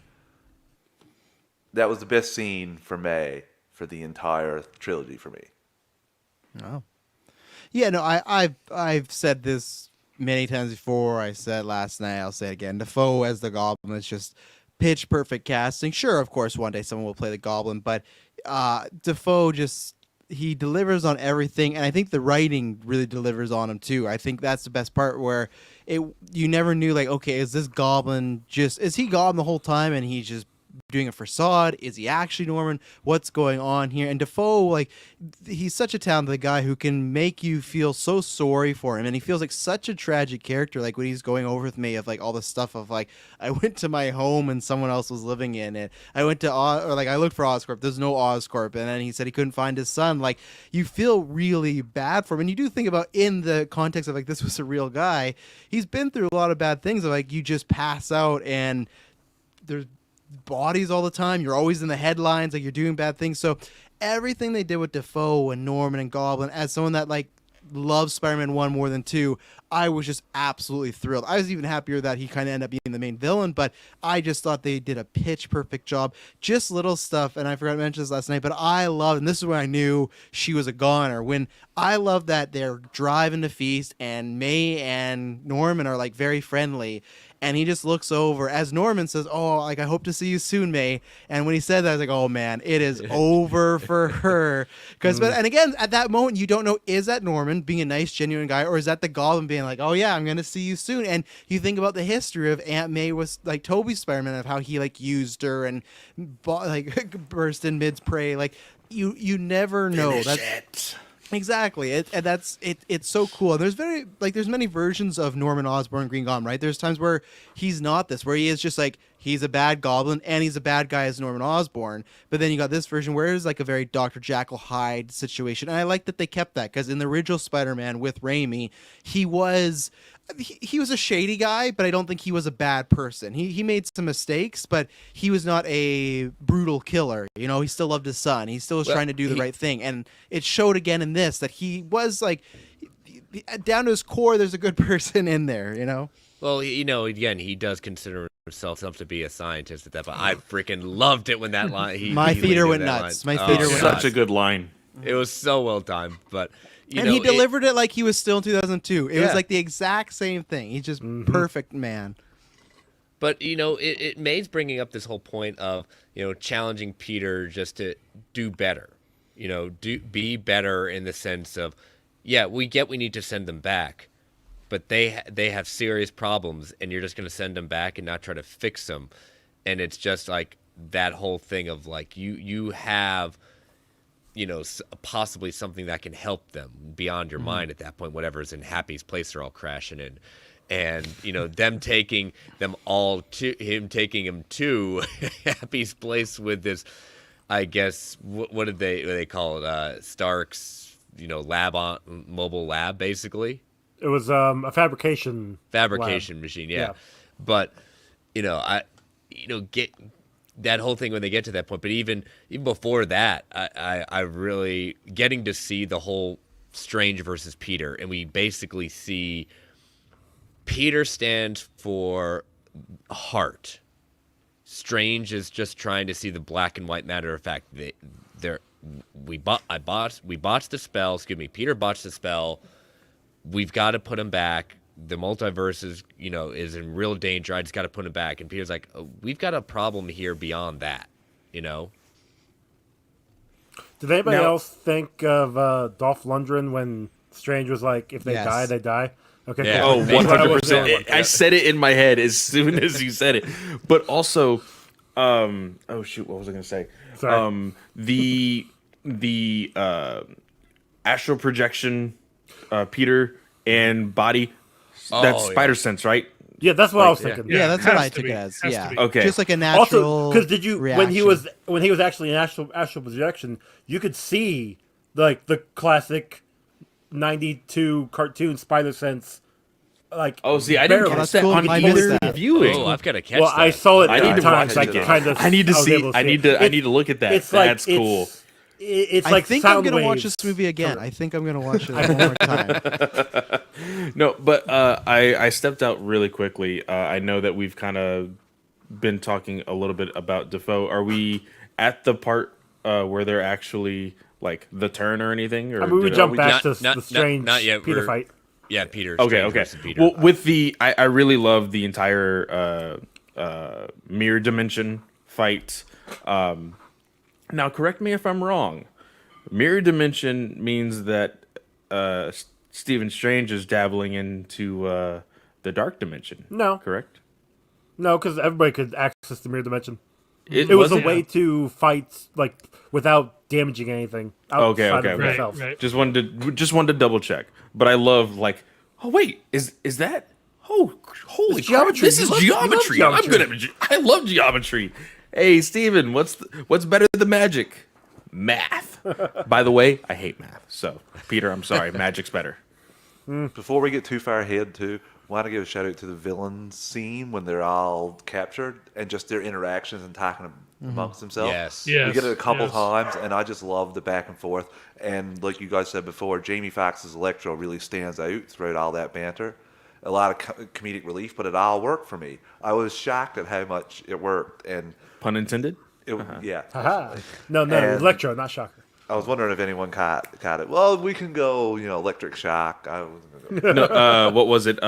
When he was explaining, it was like, oh yeah, I was beating Spider-Man's ass, and Yeah. I was getting all that data, and then, oh shit, I was about to die. I love. No, I hard pass on that for me. Yeah, I don't want to do that when they're debating sending them back. I love how all the villains are objecting, except Norman's crying out, "Peter, Peter." Oh, one thing that I, do love want that because to. he trusted the kid. Oh, That's I what know. I like. just Yeah. everyone else is like Oh, I know. pleading, and Norman's like, "Peter." One thing that I was kind of disappointed in, the black and gold suit was just his suit inside out. A coworker of mine had showed me that theory and went so far as to like pull up the scenes from Homecoming when Ned was removing the training wheels protocol, and like you could see it, and it's like, oh, that's very similar looking. And sure enough, it's just the suit inside out. I thought that was kind of clever. Oh, it's dirty, so I'm just going to flip it out and hide the dirt, basically. God, that is such a college kid thing to do. He's not college, high school. He's It's high school still. senior in high school. I feel like now knowing that's the full inside of that suit, to me, it looks very uncomfortable. And I don't know. With the wires and everything, because I didn't really notice it until it got really close up, and then Yeah. you started to see like the blue and red wires kind of It's like, everywhere. this is a busted ass suit, and this is I know, inside his like, body. He's like a human battery and whatnot. But When we got it in the trailers, I assumed it was just a suit he made to go up against Electro. Maybe one to like dissipate. I thought it was some They- magic strange they made suit it or something like the that. marketing made it seem like it was a magic suit. Yeah, which all he got Yeah, was the well, gauntlet. He got yeah, like the gauntlet. yeah, yeah, made it, the what is it, like the magic web or whatnot, and Is yeah, that a magic tree? yeah. This tree turned into a person or a doctor? That's just a tree, man. And Just I a really, tree. I Just a really tree. like that sequence of him finding Sandman and Electro, because I love that Electro, when he's forming in the background, there's no score for a little bit and there's no sound, and it reminded me very similar to some of the things Raimi used to do in his trilogy because he's a big horror guy. So like Sandman like moving in the bushes, or like Electro just slowly forming, and you get like to see his blue form for like a second. You get to see that a little bit. So the callbacks are all really good. I'm and, so glad that we didn't hear the dubstep. you heard it for a second. No, I you thought, did. at least. Because it's actually in the credits. The I Yeah. Am Electro song. The first time he goes like that, it's like dun, dun, dun, and then I was like, Yeah. oh my god, they're gonna really lean in. And I'm glad they did, because it is like a cheesy song. But yeah, I like all that villain setup stuff. I really like, I said this in Geekers, I really like Molina's and Strange's play. I think I just liked that dynamic. I really liked Doc Ock, that he was still being like he was still intense because the chip, but it felt like he was a lot of times trying to be the voice of reason or the most sane one in the room, because he's a very smart guy. Well, I guess He's they gonna all kill us all. I guess Connors is a smart guy. I guess Max was a smart guy. Flint was just kind of a criminal. But hey, maybe he was a scientist before he killed Uncle Ben. I don't know what he was up to. But yeah, all that stuff was good. And it was fun seeing characters, like, even though I don't really like Lizard interact with a Sandman, which, like, again, that's just like childhood stuff, or that's stuff I didn't even think about happening, like other Spider-Man villains talking. And again, we got the proof that joke about Doc Ock was the kids laughing at him, and I still don't mind it, because yeah, I know people go, oh, they're making fun of the comic books. Doc Ock is a stupid, silly name, but guess what? They're comic books. Like, he's like it makes no sense that this man's named Doc Octavius, and he just happens to become like almost an octopus man. It is a silly thing, but guess what? It's fun. And MJ and Ned and all their play, I love them, like bouncing around the Sanctum Sanctorum, just touching things, and you just don't know what's like going on in Strange's place. And Is that a torture rack? Yeah. No, that's what was it? That's Pilates machine. Pilates machine. Yeah. Right? You constantly sell those people they're just shoveling snow. That's their job. Whatever their shift is, they're shoveling snow for hours. And yeah, it was good. And that's what I was going to mention too. That as much as myself, that I still am I think the movie did better as making Strange's spell work for me. I'm still very like 50-50 on like I don't know if it was what I would see him doing. I get that they talked about, but I did like of how harsh he was when he said if they die, they die, because that is Stephen Strange, at least what I prefer, that at the end of the day, he's going to try to save people, but if they do have to die for the greater good, they're going to go. And I'm somebody that I guess, more of a pessimist where I am with Strange. I'm like, yeah, these people, I don't care if they're dying. They got to go back. And hey, Strange would have been right if they would have just went back. We would have been okay, but that calls back to Infinity War when he's like, so I was "I'm just gonna gonna say the same I'm thing. gonna let you, I will let the kid die if that's what it takes until he finds yeah, out that that's and not I the like way." that because he has good points of just like sure, it'd be great to save these guys' lives, but we don't know what doing that could change. It could change thousands of possibilities, and they're not worth it. And unfortunately, like I said, what it says about me, I'm completely with them on that side. So I liked the mini. I like, as some people said, like, oh, I don't like Peter doing that. I looked at it as almost a way of like Civil War, where there was times where Cap would do things I didn't agree with, and there's some of the things that Tony did I didn't agree with. And it's not because it's bad writing. It's because like this is a very conflicting moment when Peter's like, no, I'm gonna try to fix. I'm like, no, like you 17-year-old kid, stop that. Like you're so in over your head right now. But I liked the dynamics, and it was a good way to write off Strange too when they took a sling ring and he's just hanging out for 12 hours in the Grand Canyon. It's I appreciated that Peter stood up to him. yeah. He's like, you were just telling me, don't call you sir, call you Steven, tell me, treat you like an equal. And a thing about Peter is if he thinks something is right, everything else is dead to him. And so he will go to the ends of the earth to do what he thinks is right. So the moment he became convinced the right thing to do was to try and cure and send back these people so they can live and survive their encounters with their Spider-Man, he wasn't going to stop. Like he wasn't going to be convinced by Strange. No, let's go ahead and just kill him. Who cares? Yeah, and again, it all harkening back to that what May said to him rang true. I can do better than this, and so getting to them to the apartment, working on the ideas of first. I like how first we're going to fix Ock. We're gonna fix Octavius because again, like it seems to be if they can prove, if he can show the other villains that if anyone he can show it could work quickly, it would be Octavius. Well, not only that, he's the one that's the most unreasonable, really. He doesn't have much control, and he's only being calm because Peter still has the arms in lockdown. Yeah. So that would work as well. Would you like some water? Salt? So when that joke happened, as soon as she asked if Doc wanted fresh water or salt water, I laughed, and then she explains the joke, and then everybody else laughs. I'm like, damn, am I smarter than everybody else? Yes. Okay. Yes, I am. Yes, you well, are. I think the way the movie presented it was more like the joke was her explanation. Yeah. Yes, Yeah. but I got it immediately. But yes, you are versus- smarter than everybody cool. else was. I know I'm smart, but like I said earlier, I'm still kind of lame. So I want to ask you, Brent, because you've always brought that up with Spider-Man 2. That's always been one of the things that like kept you from really loving Doc Ock was the arms. How do you feel? Because like obviously that's a big plot point in this was okay, we got to cure the arms, and it's obviously in Spider-Man 2 it breaks and he kind of gets cognizant. How do you feel? Because that was his first kind of plot point of okay, we're gonna find a way to get him back to normal, and then he is because it kind of takes a good guy turn after that. I mean, ultimately, you're right. I have absolutely said it, and I still feel that way. Dr. Octopus in Spider-Man 2 he's not evil the way other villains like Green Goblin are, for example. Like, that's just not who he is because he's only evil when the inhibitor chip breaks and the arms start controlling him like a puppet. They kept that continuity. Like, they kept that aspect. I thought that was important. And they showed it because they showed the turn that he had when Peter was able to use the Fabricator to make a new inhibitor chip. It like immediately Doc Ock regained control. Now I will say when Electro shot him out the window, I thought he was trying to destroy the inhibitor chip, and that's where it was going to go. Yeah. But obviously we saw that really wasn't the case. But that's the way I thought it was going. And it's kind of like Norman Osborn's suit. It's not my favorite aspect about that particular appearance, but to me, continuity is important, and so I'm glad they didn't change that.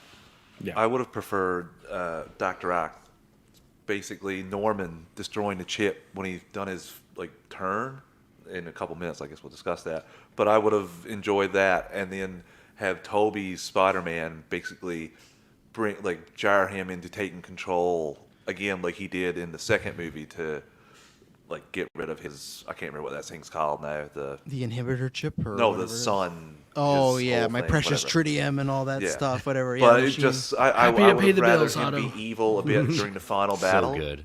at the Statue. I of feel Liberty. like think that that's would my have been too much of, hey, we're just copying the other movie. Well- I think they did it very well with how it kind of played out. I guess my only thing for I guess I'm actually with you both, because yeah, you don't want to copy it too much. So you could have maybe had one of the other Spider-Men do it, but then where I am with Hines is, for me, it did not make sense that Octavius just ran. When everything went down, he ran, and we did not see him the rest of the movie. That's one of the things where it's a big con, but it's a minor one of okay, what was he doing? Because he seemed pretty on board because he seems so heartbroken when he feels he's fixed and they're all gonna get fixed, and Defoe makes his turn. He's like, oh no, it's all gonna get ruined. I thought he's like, okay, I'm gonna help. I thought actually they were gonna kill Doc Ock in that moment, because it's oh, he's good. He's going to be too powerful helping out our Spider-Man. It's going to take away from the 3 Spider-Man. Let's kill him off. But no, he gets shot out of the room with the sand tornado, and he's just gone. He disappears. So I think it almost would have worked better for him to be villainous again, because then I believe, oh, he's running off doing his own stuff. But as a good guy, I don't understand why he was just completely gone. It didn't really track for me why he scurried off. And again, it's not a big thing, but I was wondering that the whole time. Where's he running to? He got out there fast. He jumped to a building and he was gone. I went, okay, Yeah. Doc Ock's out of here. He's running. I just kind of assumed it was self-preservation. But Yeah. they don't tell us that, so I mean, it is an assumption. So I'm trying to remember if he was chasing after somebody, if Electro and Sandman ran out and he was chasing, but I don't think it was. It was thought what him. happened- He got went shocked to the out. build- He got Yeah, shocked out and was falling down the building. And at that time, I don't remember if Electro and Sandman left because Peter and Goblin are fighting, or if he gets shocked out, recovers himself, and then bolts. I think that's what happens. Yeah. So he goes and I saw he it 3 jumps times, onto I the don't other. remember. He jumps into the other building and starts to crawl up, and that's when you see J. Jonah Jameson with the camera. He's like, "Oh, look, it's the guy Following. from the bridge." Oh, and then Lizard that's pops when out. you see the Sandstorm and Okay. Electro, and they go their separate ways. Well, and I think the other moment is I'm pretty sure they put a spotlight on Doc Ock, so maybe he was just worried he was going to get lit up by a bunch of bullets. So again, I was fine with him running away. I was just fine. He disappeared, and it was weird that when all the villains also come back at the same time, he's like, I know he's coming back because he's gonna, it has to do with this box and stuff. But again, nothing major. But I the whole time was wondering, and I said this in Geekverse, I didn't like Sandman was to me way too flip floppy. I didn't understand when he and Flint and Max didn't they seem to be butting heads at time, but then they just randomly kind of team up to create the storm tornado, and I cannot wait for the special features on this film. I think Snell, Yeah. just for that, I think Norman's speech to them, where he says to them, gods don't have to ask. Yeah, but and you see the whole Electro's time- face even turn and kind of be like, you know what? He's right. I should be able to take what I want. And he But takes Sandman that. was like, I Electro just saying wanna see my that though. daughter. Yeah, exactly. Yeah. That's all he wanted to do. He wanted to go back to his home universe. He wants to see his kid. So Yeah, him turning kind of made no sense. No, because it- him turning and staying in this universe is not going to see his kid. No, that's what didn't track for me. If I didn't again buy, why is he not he seemed like he wants the Spider-Man to help these people, because the sooner they get help, the sooner I can get back home. But then here he is, he's messing up police, he's messing up the building with the tech in it. And it's just and I just wish there was a little bit more. And again, I also it's not a con, but I wonder why they went with. I wonder if it was just a scheduling conflict, why he was not Flint Marko during scenes in the house. I'm not sure if that's something that has changed, where maybe he can't do that in the movies. Like he was Sandman for so long, he's deteriorating. But I wouldn't have mind actually seeing Thomas Hayden Church act. But again, maybe it was a thing. Hey, we can't get him here. We're gonna make him Sand. But Yeah, I was Or curious Mudman. about that. Mud- Because both him and the actor who plays Lizard, Rhys Reese, Ifans, yeah. Thank you. We didn't see them their live action as people until the end, so it kind of made me wonder: were they actually there?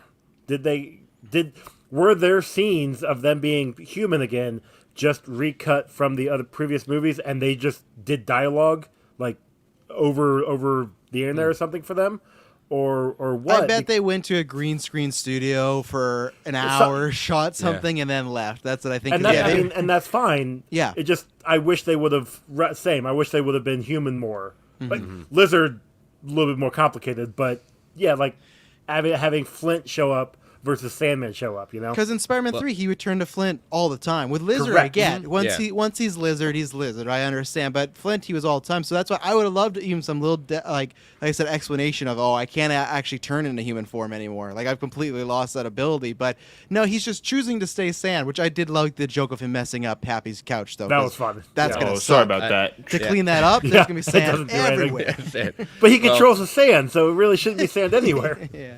Well, let's take an ad break because we've got two big sequences to kind of that's gonna chew a lot to chew on. With and we'll save them for after the ad break. So again, you know the drill.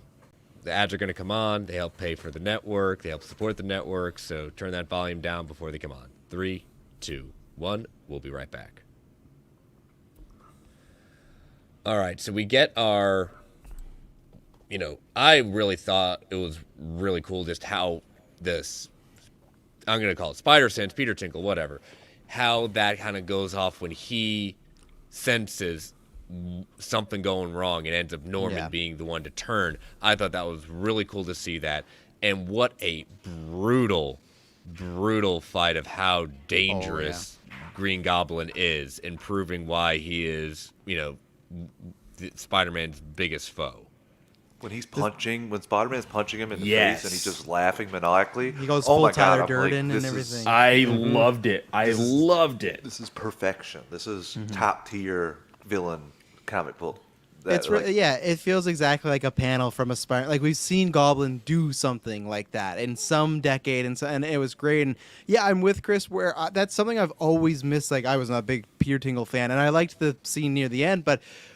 There's the little, the hair goes up on his arms in Infinity War, but I love the sequences in Toys and Andrews when there's that sound or something, it gets slow and it's like, Spider Sense. So I love from the very beginning of this movie he was having that, but yeah, just this mini reading of people, because it is, I think we pretty much all of us thought, okay, it's going to be Norman, but still, for Peter, he doesn't know their history, so it could be any one of these people that are about to turn on And him. he looks at everybody. That's what I like. Why are you looking at me like that? Yeah, and they start to get nervous because I thought you trusted me, and now all of a sudden you're questioning me.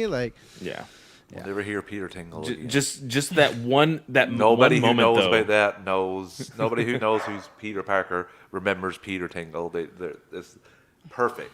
They'll just call it the tingle thing like they did later. The tingle Is your thing. tingle tingling? Is it the tingle tingle? Like it's spread, it's not. Starting to sound like That's a different podcast, Clay. yeah. No, but I love the line of when Norman is webbed to that thing and he's just like, "Oh, Norman's on sabbatical, honey." Yeah. And immense chaos just ensues. That's the moment where they steal the Spider-Man PS4 move when he slams Norman with his webbing in his feet and he slams down. I that the immediately move? saw Okay. it. Yeah. So he shoots him up with the webbing, and then when he uses his own body as a slingshot down towards him, I was like, "Oh, that's the move. That's it." I've been playing that game a lot this week. Getting me hyped up. But I enjoyed the moment of because just like Heinz said, when he was punching Norman in the face, you saw the anger in Peter, kind of just like the frustration of why isn't this guy going down? But also the fear once Norman just gave him that just evil smile. I ate that entire scene up. Imagine if he had a mask with white eye slits. You couldn't see any of that performance going on, But that's where I think... He has the methodical smile the entire time with that helmet, so it would have worked perfectly. Yeah, you see the little fishnet in Spider-Man 2, but that's where it was smart for me. It's just, I don't need a mask on a guy when you have Defoe and he has all these emotions. And I think for me, if you look at all the villains Spider-Man's faced so far, Mysterio, he was a conniving, very cocky individual. Vulture was a very brass tacks, down of business.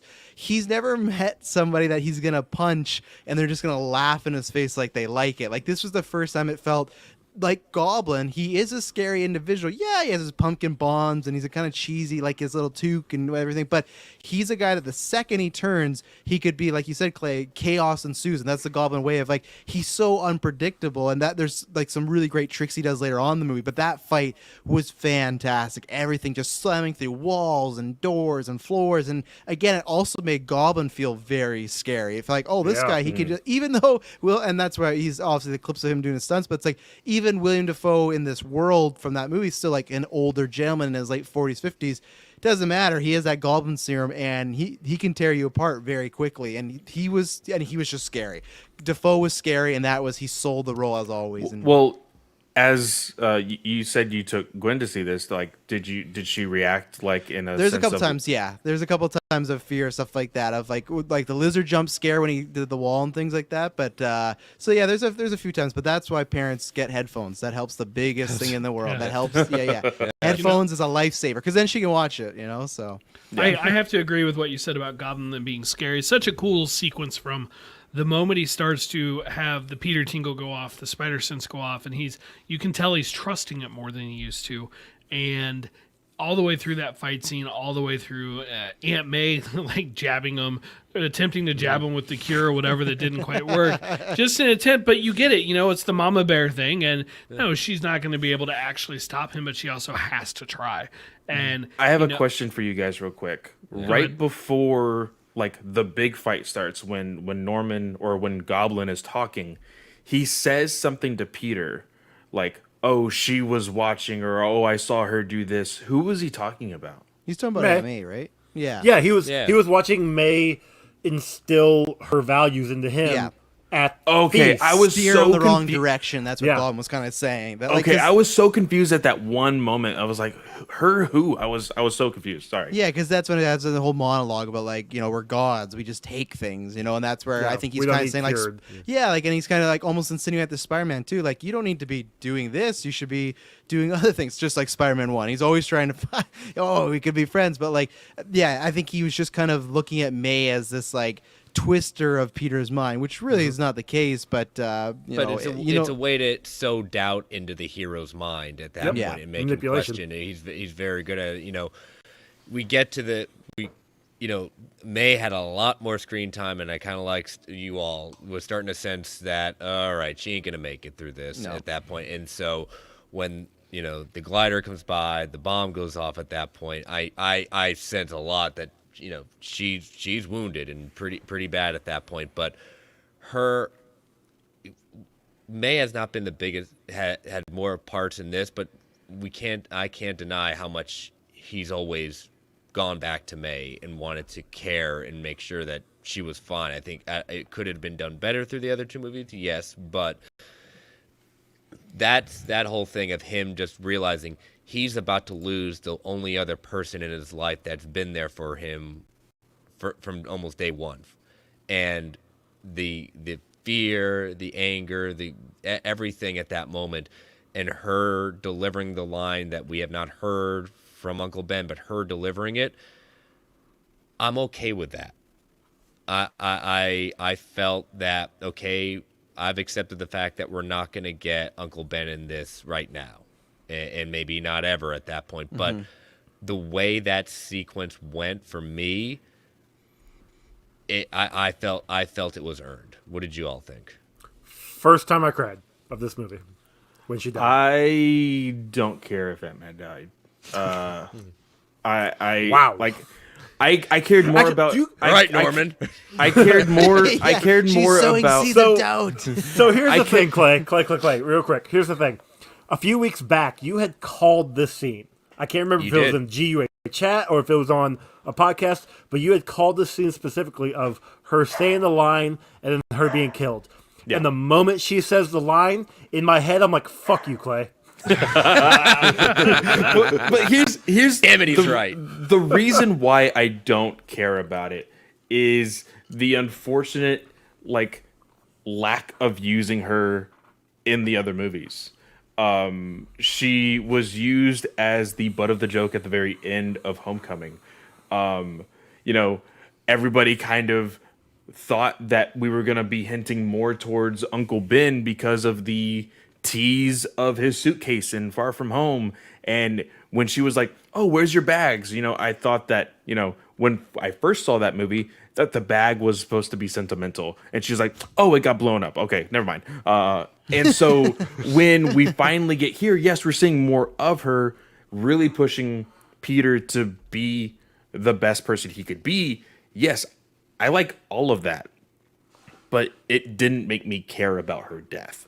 I cared more about Peter's reaction. Yeah, yes, okay. That's what kind of sold me at that point. Is just seeing. That's why I said because one person who's been there.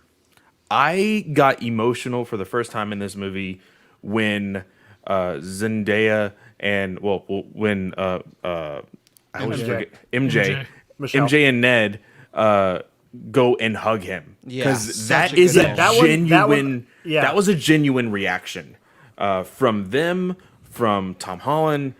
That is where I got choked up. But at that moment, and now that you reminded me, Joe, I did call this. You did. Hashtag Clay told you so. But everybody gets one. I knew it was going to happen as soon as she got up from the whole thing, and I was like, nah, it's all adrenaline. She's gone. The walk it She's off gone. method, I will say this. She's though, like, oh, I just need to take a breather. just a flesh wound. after watching it 3 times. So when she gets up and they're hugging, there's nothing. There's no blood spots on her back. You don't see anything. And then when she falls down and Peter reaches back there and you see blood on his glove, I'm like, wait a minute, where did that come from? That actually feels kind of plausible. Like the wound opened up more. No, I maybe. know. I'm just saying. I mean, makes kind of sense. I thought that scene, Tom Holland acted his ass off. I mean, I think he did several times throughout this movie. By far his best performance, in my opinion, of all his appearances as Spider-Man. I thought it was really touching. When I heard May give the line, I thought it's great to hear the iconic line. People are going to be pissy that it wasn't Ben. And there's a couple opportunities in this movie that they could have very organically brought Ben up. I think it's okay that they didn't. I was ready to see him. I still wouldn't have minded it, but the way they handled it, we still got I know we got the variation on the Great Power line, which I really enjoy in Civil War. Here we got the definitive line, and this is just where I remind everybody, Uncle Ben's not the originator of that line anyway. It was just the narrator of the first comic. So it wasn't technically, if anything, it was Peter's inner monologue, if you want to attribute it to somebody. But regardless, it's an important line. It needed to be in there somewhere, and it was a cool moment there, but I was glad they said it because it was used to, for me, an even better effect a little bit later. Yes, that's Brent. I was going to jump in and say, for those man babies that were crying about that, I'm sure having the OG Spider-Man basically say that to him as well, maybe it calmed them down because there were a couple people that groaned in my theater. Well, he which I wasn't was the pretty OG shocked at. Spider-Man. Yikes. Okay. They were like, oh, don't say it, no. And I'm like, I can't have a woman say that. Why? shut Why up. would I'm they? enjoying Wow. this. Shut up.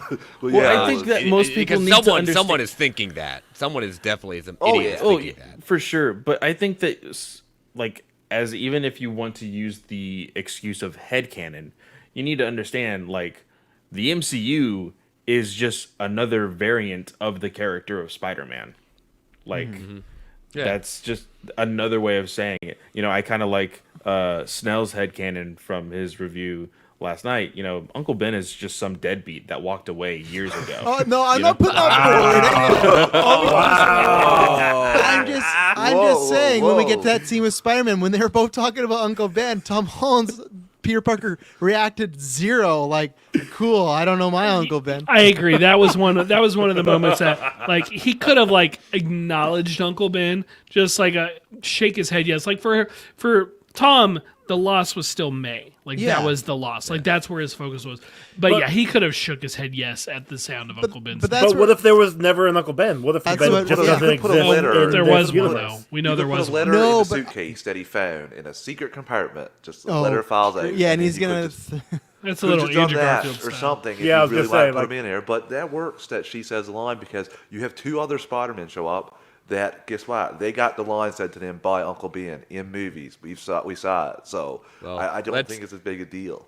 Let us finally talk about that. The moment, again,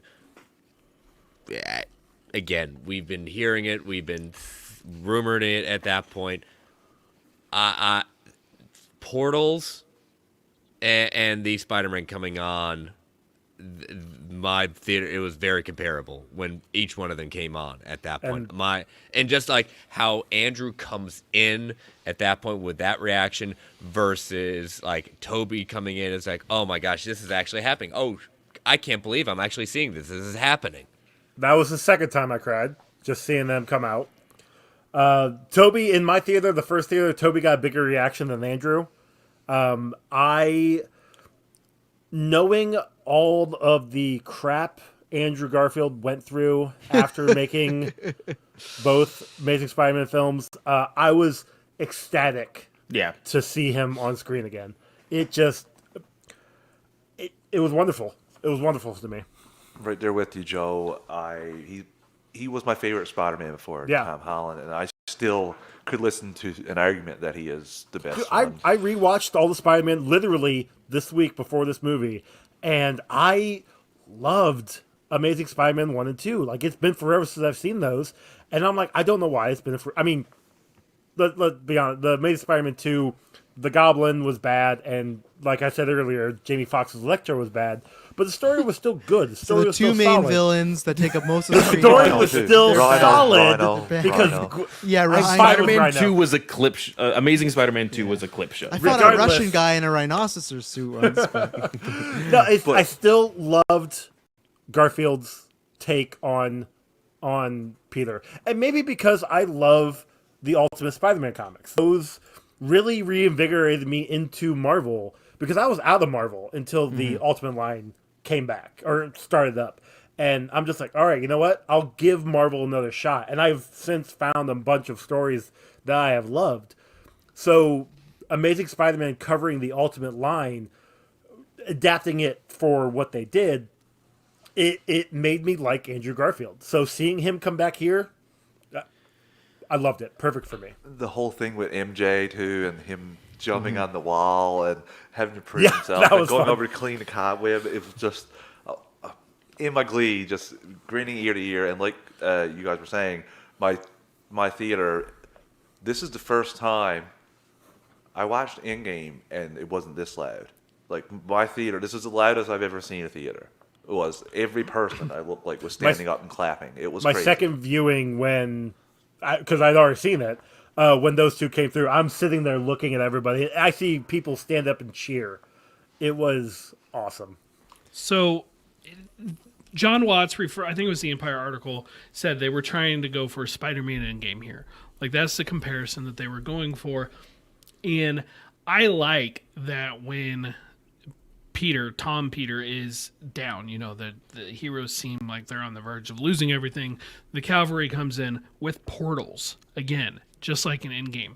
But the big difference here is, in Avengers Endgame, as magical as that moment was, there were so many characters who had to come back through it that you didn't have time to sit and savor them. Yeah. And to be fair, they were only gone for a year, and in the span of movies, 2 movies, right? Ant-Man and the Wasp and something else, I don't know, whatever it was. Captain Marvel, thank you. And in this case, it's like, Maguire has been gone since 2007, I think. Garfield since 2014 was the last time we saw these. And they brought them in one at a time, giving us an opportunity to like relish really in soak it seeing in. them again, and to see like Garfield's in costume, he's got his powers, and Maguire comes in and they do a super quick, we're going to fire our webs at each other for just a second because we misread the situation. And then they realize, wait, no, they talk each other. They basically get talked down without having to go into it. They don't cause too big of a stink. And it was such an awesome, amazing, one-of-a-kind moment to see these. And I genuinely believe like this would never have happened without Marvel and Sony's involvement. Like I don't think Marvel alone pulls this off. I genuinely believe it took both of them to do that. And what a cool moment. But that moment is almost you get to see them first on screen, but then it's topped by MJ taking them to Peter. You get that moment with all of them, and then you see them off in the shadows at that point, and them coming down and having it's another. They gave MJ and Ned. They gave MJ and Ned a moment to be with Peter in his grief before bringing them in. A lesser script brilliant. would have just up had on that them one. jump in. A lesser script would have had them jump in immediately. And no, they still one thing this movie did really, really well was let moments sit. And they may have been funny moments, they may have been sad moments or whatever, but they let the moments linger. It wasn't just like a bunch of 5 and 10 second scenes. Well, go ahead, Clay. Well, I was just gonna say I can't remember who exactly said it in the GV cast, but they one of y'all said the best part about this movie, even with Garfield and Maguire, was the fact that like this is still Holland's movie. It wasn't like, okay, Toby's here, Toby. It was, hey, they're here, but Holland Spider-Man is still grieving. So let's focus on him. Let's zero in on him. Let's see how he is feeling throughout this entire movie with a little bit of Garfield, a little bit of Toby throughout the film after that. So I really did enjoy that. I just want to go back to like the introduction to those characters. As soon as Garfield's Spider-Man is in the alleyway turning around, just the shape of his The eyes, big old eyes. I was like, oh my god, like I started to like get all giddy. I got really excited. But I love the quirkiness of and awkwardness of Toby. Yes, He he's that walked- ner- I he's the walked through nerd. this.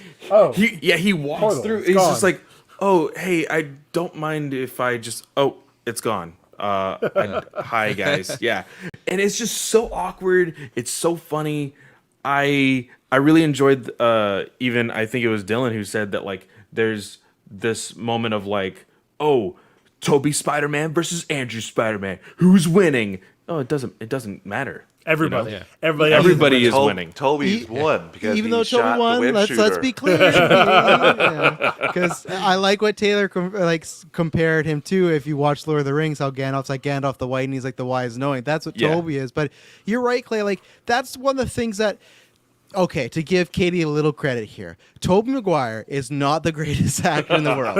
There's times where he is very wooden, and that's where a lot of those memes come from the Raimi movies. That Not when he's- there's a car in his way. He will be he's animated like- then. Yeah. There's cars. But like the thing is, when he like that's the kind of thing we love about him too, is that nerdy awkwardness. And when he just like waves away Ned's mom, he's like, hi, like. If you watch the Raimi movies, which like I'm sure a lot of us just did this past few weeks and whatnot, that's how he is. He's nerdy and he's awkward, and that is the Peter Parker that I always enjoy. I like the Peter Parker from that 60s, 70s era where he is like a shell. He doesn't know how to talk to girls. He's a very shy guy, and that's what Toby is, because I think Toby kind of is sometimes like that in real life, but that's the great thing of like all of them feel different. They do feel good Not in a supporting. 'cause- poker room, apparently. Well, yeah. No, that's how he gets you in. You think he's shy, and then he just fucking. But like the I thing thought is, there so, was like a park. when they come down, even the way they're positioned, like how they're just kind of off to the side, and Tom is in the middle of the scene, and all just the layout. And what I love too is they don't get a big grand entrance, like they're falling from the shadows, and the first thing out of both their mouths are. We're so sorry about May, like talking about May right away. It's just like it's not getting to the good stuff we're gonna get later on of joking or like, oh, I'm like, it could easily be like, you're Peter Parker, you're like, no, it got like they knew he was in pain, and this is where the counter of giving Toby credit. There's just one shot of him on whatever he's just sitting there, and he's listening to Tom Holland talk, and you can see there's like tears in his eyes because he could imagine. We don't know what happened to his mate, but clearly he could feel that because Tom Holland says, he says, oh, you don't know what I'm going through, and then we get the Spider-Verse scene of, no, I do know. I like Gwen was my MJ, and I lost Uncle Ben, and you lost May. Like it's such a good bonding scene, and the entrance is like it is something that I am surprised that after Endgame. I think in my review we did the night of, I said like it's gonna be a while before we ever get a moment like this, and I'm somebody that's uber excited for the Batman coming up, but that's a very different type of excitement.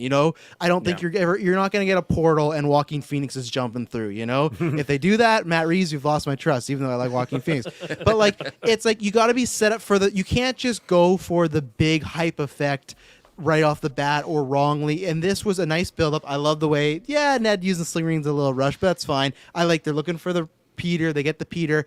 And that felt like I couldn't believe that I got something similar to an Endgame moment only 2 years later. And if there was no COVID, we would have got that even sooner. And that, at least as somebody, I think people meme on me in the GUA chat about me losing faith in Marvel. This is something that's like, oh no, like, not that I ever lost faith, but it's just like they can still like hit that grand slam when they want to, when they can just get those guns together. And it showed that, okay, at some point again, whether it is another movie with these guys, whether it's another Avengers, I will feel that Avengers Assemble Portals moment. I will feel, and this was that, them talking. I love Peter 2 and Peter 3, Toby and Andrew. I love their dynamic. The best way I've described it, it's like Toby's the dad and Andrew's like the crazy uncle who doesn't have kids. He's just the fun-loving one, and they just had such a good bromance. I know we'll talk more about that later, but I think the interaction with Tom Holland, their dialogue, everything was pitch perfect. And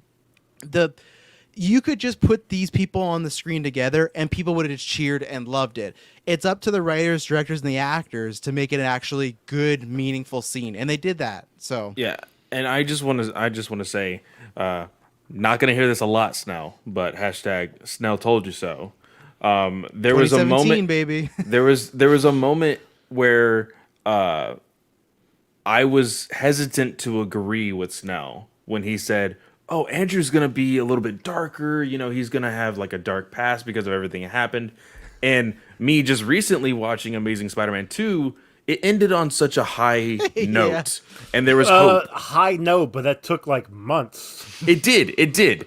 But there was still hope there. And I'm like, because of who Spider-Man is at his core, I was like, okay, at least that universe has Spider-Man. And then he opens up with, I started to not pull my punches and I got rageful. And I was like, fuck. Well, and that's one of the things I like is, again, if you love the Amazing Spider-Man movies, it was supporting Tom Holland, but they added canon to their worlds after the movie. So it does show, oh yeah, sure, he came back to fight Rhino, but like maybe after that he was, like he did say, he was not the Spider-Man of old. He was just angry and hate-filled and stuff like that. And he said it took him a while, and that's the best thing, where it still added little canon stuff to their world where they all feel like living, breathing organisms and working together. And I very much want to know what happened to Andrew after those movies, and I hope whether it's a comic book, an animated series, or a live-action movie that we learn some more. I love live action, but I'm never going to say no to a comic book. Can somebody cut out that first part of what Snell said where he doesn't expect to feel this for a long time? And when Logan shows up in Multiverse of Madness, can you play that clip back for me, please? I think Hugh Jackman's interested. hung it up, but you never know. I never want anything out anymore. Well, yeah, exactly. Brent, getting a chance to see all these, I think the interactions, when they start working on the cures together, I think that's where we really start seeing them as the Peters that we've been wanting to see on screen. After the grief, at that point, we get to see them all interacting in their own kind of element.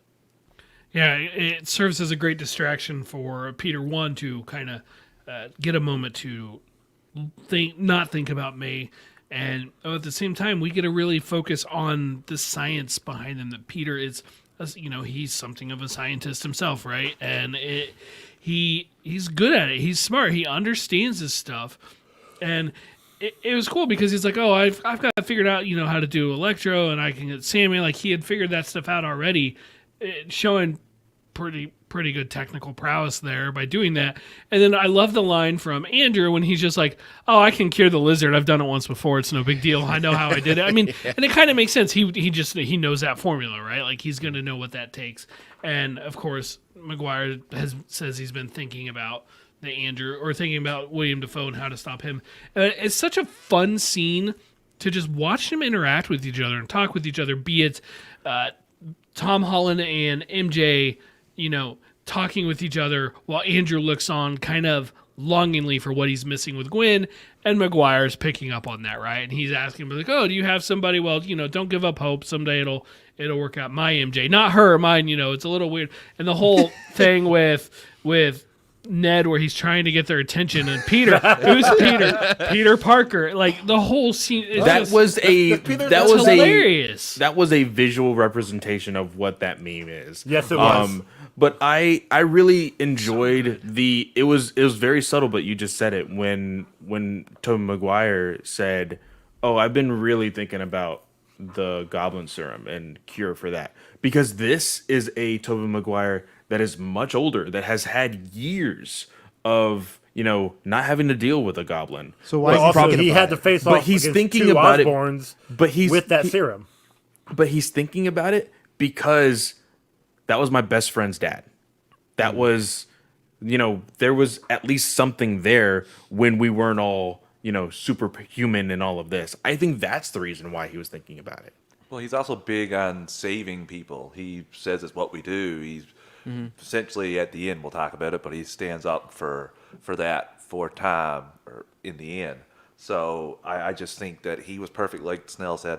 He picks up on Andrew feeling down about losing Gwen and like looking at the potential love that he could have possibly had. I thought he just worked well, and I would have took a 2.5-hour movie of them sitting around in the lab just talking. Same thing with On the Statue of Liberty. I would have took 2.5 hours of them just talking about every random topic that we can think of from the MCU. And that's what I mean. And it was still well done. Later on, the hero stuff, it's well done. But that's the easy part. Them in costume together, them doing action moves. That's stuff that even us we could workshop. It's those moments. It's the science lab. It's later on the Empire State Building. Like those moments, they're things that I didn't even think when we were hearing rumors of this movie. I didn't think we'd get. I thought we would just get the cool action stuff, and I would have been just as happy. But seeing them interact and seeing.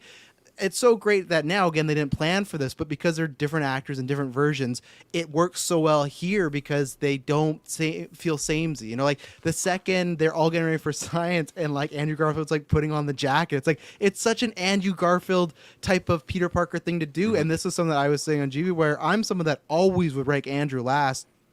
And I'm a massive Toby fan. Like Toby's my boy.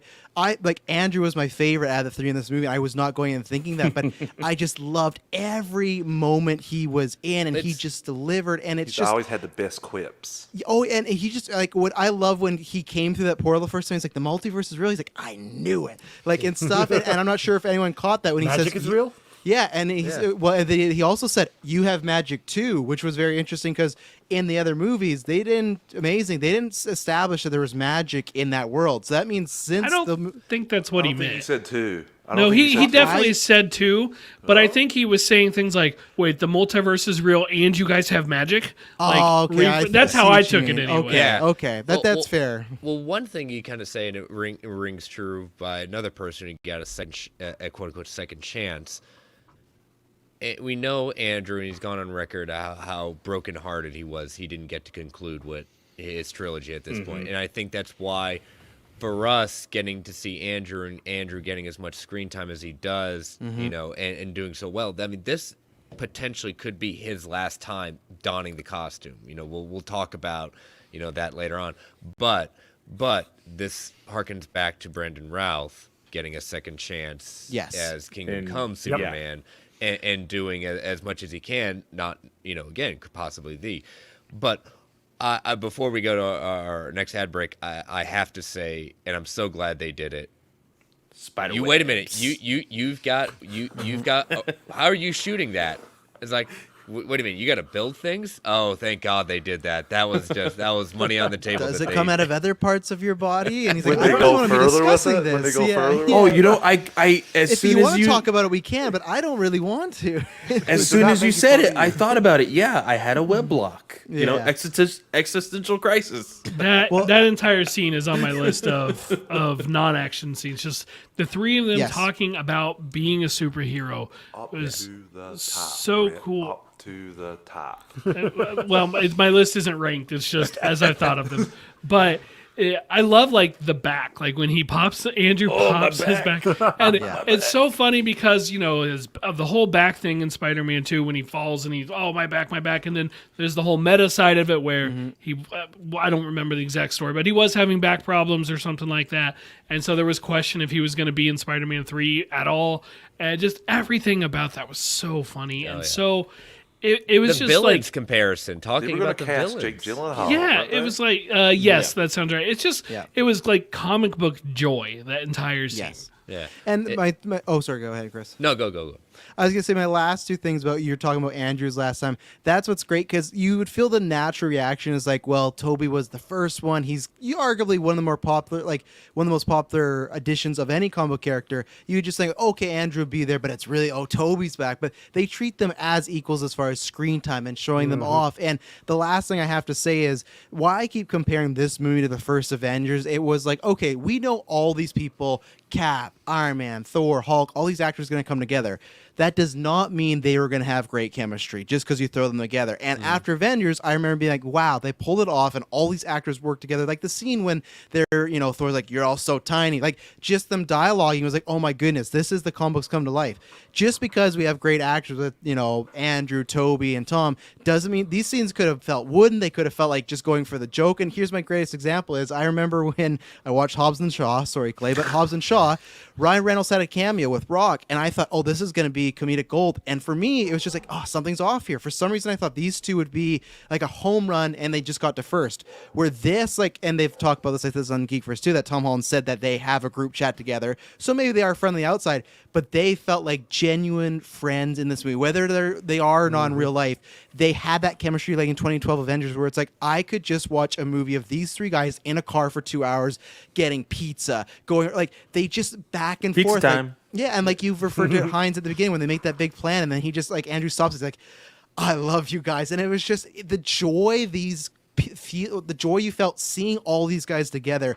That's what I thought was, I had my bar of how excitement I would get, and it just went way past that because their chemistry was just through the roof. And I would be very interested. I hope it sucks because it's not, I don't think we'll get a Disney gallery, but I hope the Blu-ray has a documentary or something. Like, I'd want to know, like, how much time did they spend together? How much time? Because sometimes, like, look at Dave Bautista and Tom Holland. They didn't meet to the red carpet of Infinity War, right? So there's many times where that doesn't happen. And I was worried the first few scenes of Toby and Andrew, when they meet, Andrew's on one side of the room, Toby's on the other. And I was like, oh man, they're probably not even in the same room together because of schedules and whatnot. But then when they're hugging and they're beside each other, it's like, oh, they actually made sure, no, we got to make sure this is genuine and they're not acting against a green screen. They have to be vibing off each other. And it's, again, I always say that too, that Andrew Garfield can have chemistry with a broomstick. That guy is just like exuding like friendship and romance. But the chemistry between these guys is why I think Sony will be like, we got to do this again. But it was a joy. It was a child's dream come true to see this all together, Well, we're gonna take. I won't even say our last ad break because I remember when Joe did that on his walk through the verse. We never Like three times. Yeah, 3 times. So we'll take our ad break before we get into the final act, the big fight, the big team ups, everything going down at that point. So again, these are the ads. They support the network. Give you that 3 count to turn that volume down. 3, 2, 1. We'll be right back. All right. Real quick, before we do that, I just want to run back to when they're in the lab, and Ned is talking to Peter Toby, and he's like, "Hey, so do you have a best friend?" He's like, "Yes, I do. He died in my arms after he tried to kill me." Heartbreaking. Oh, and then later on, he goes up to Tom. It's like, "Peter, I'm never going to turn to a villain and try to kill you." Andrew just like puts his hand on his shoulder, like, "Good job." Yeah. And I'm when Maguire, no, like, you're a liar. You're gonna become Hobgoblin. well, when Maguire said, "Oh, I had a best friend, he died in my arms," Garfield clocked that too. Like that Yes. caught his Yes. attention He's when he watching said the it. entire time. I thought he got it. I thought Yeah, he got said it. Like, yeah. See, Yeah. for me, Joe, I thought it did the opposite of this puts that idea in Ned's brain that he can't, like, if there's any dark side, he will turn against it. Now, could you get, like, a multiverse version of Ned? Well, sure, but I think this does Ned he will. remember any of this stuff? Here's the thing, though. Yeah, he doesn't, because Yeah. he lost his memory. Yeah. He could become the villain. And I mean, in the comics, they were never like, they were friends, but not like best friends. He Well, lost his memory, but to me, I don't think he lost the good person he was. Where even if you look at Norman and Harry from Toby's side, they always had a sense of anger or there was True. something off about them. Hey, Same if thing you with break a promise, pretty I'm gonna young. turn into a villain. He's pretty young though. Like he could have some things get thrown at him. Look, get college kicked out of changes MIT. everybody. I've seen the movies. But and the same thing with Harry, with Dane DeHaan, there was like sides of like, you sent me a bottle of liquor when I was 12. Like you don't get that from Ned. And sure, I'm always up for a good story if that's the way. But I thought this is the opposite of like, no, we're establishing we're not going to go down that route with Ned right now, and we'll. I'm not saying they won't ever. I'm just saying I don't it's think just you can funny say that from what we got it there. he says, "Oh, I'm never gonna turn into a villain." I'm like in my head, I'm like, you say that now. Let's see what happens in a couple films. With Ned, I don't think they've showed us anything. Like when Not the yet. first time you're watching Spider-Man or Amazing Spider-Man 2 with Harry in either of them, if you know nothing about the characters from any other interpretation, you could still get a vibe that like something's off about these guys. They're not right. They have the potential to work against Peter ultimately.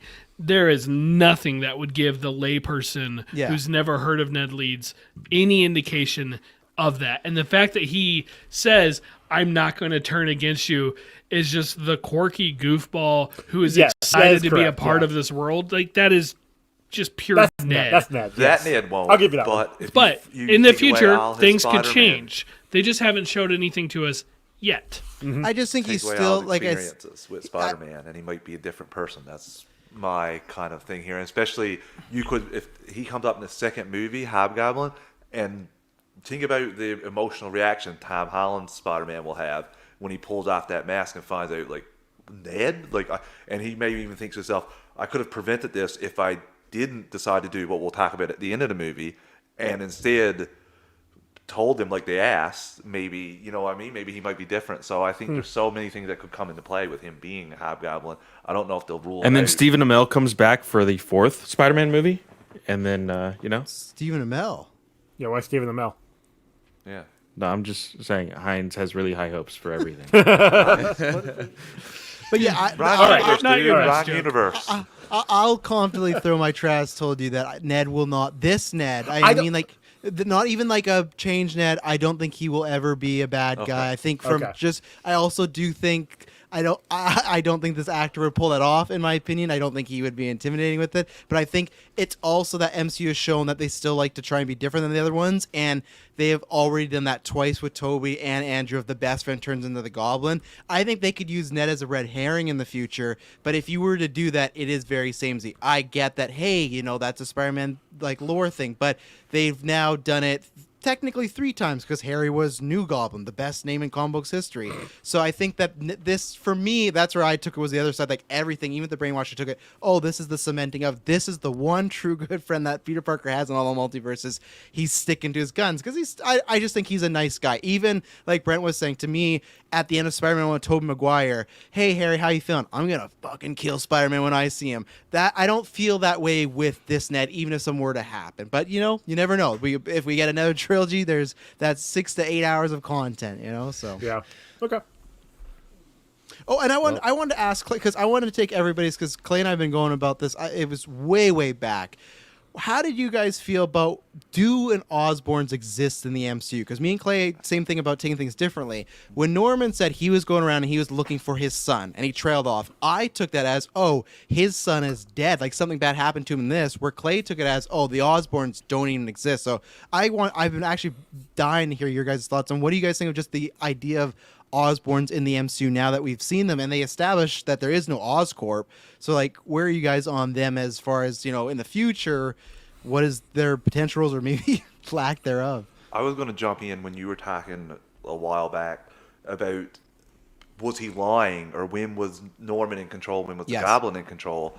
That actually clicked off a light bulb into me of maybe Norman was lying about even going out and looking for his son or his just sympathy. So maybe just using that to get in. I don't know, because of what you said about him. Maybe he was pulling the strings the entire time. But the moment they're going to get rid of him, he kicks into gear, or maybe he was the whole time. Like when you said it to me, it clicked off. I was like, maybe he's been playing the entire time, and maybe everything he said about Oscorp not existing and that maybe none of that is true. So I think the Osborns are in the MCU, just not in New York. He says somebody else is living in his house.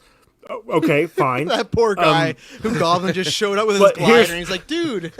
But here's the thing, like he it's not like he goes and walks to where his house at. He can't find Oscorp. The man's not walking into a library looking up on Google where is Whereas Oscorp, he doesn't have a library card here. He is looking at where he knows in the city his house is, where iconography Oscorp's would at. be, yeah. They're not there. So then he finds Spider-Man. He knows Spider-Man. He goes to Feast. I think Osborns are here in the MCU, just not in New York. That's my thought. See, I think that Spider-Man is literally the new Iron Man, and all of this that happened in this movie is going to get people motivated to become a new Doc Ock, a new Goblin. It's not going to be Osborn whatsoever. It's not going to be Octavius. Well, there's been a couple goblins. I think it'll just throughout. be the MCU version. Grey of these. I Goblin, don't baby. think. I think. Oh take the God, MCU Grey version. Goblin. We're gonna have to get into clones, That's the Yeah, what case. do the Marvel Alliance guys think here? I am inclined to think there's not Osborns, primarily because we saw an Osborn in this movie, and they haven't been reusing the villains. Like we haven't seen a single MCU Sacred Timeline variant of one of the villains from the other movies series. And so I am less inclined to think we're going to go back and do a new Green Goblin or Hobgoblin or any Goblin for that matter, because we just did one in what is one of, if not the biggest Spider-Man movies we've done, right? Pre-COVID for sure, this would have been the biggest Spider-Man movie ever, not even close. Yes. And the fact that that conversation is even possible still just says how big it is. I feel like for all the reasons we've said, like they didn't, or at least I think they didn't want to do Uncle Ben for the comparisons of redoing it, or why people think they shouldn't do Wolverine immediately because we just Exactly, had that's what all I this was gonna say. Wolverine. I don't see them jumping back to a Goblin if they just did one, and they just did one. And so, granted, it's the they one could we've have- already seen, but they did one. But they could have the Osborns and just never have a Goblin. It always would be a tease. Oh, Goblin could come in the future, Sure, and we sure. could want it. yeah. But I mean, the Osborns. Travis, your question was, but then are what's the their Osborns point? here? Yeah, What's I get the point that, of them? Sure.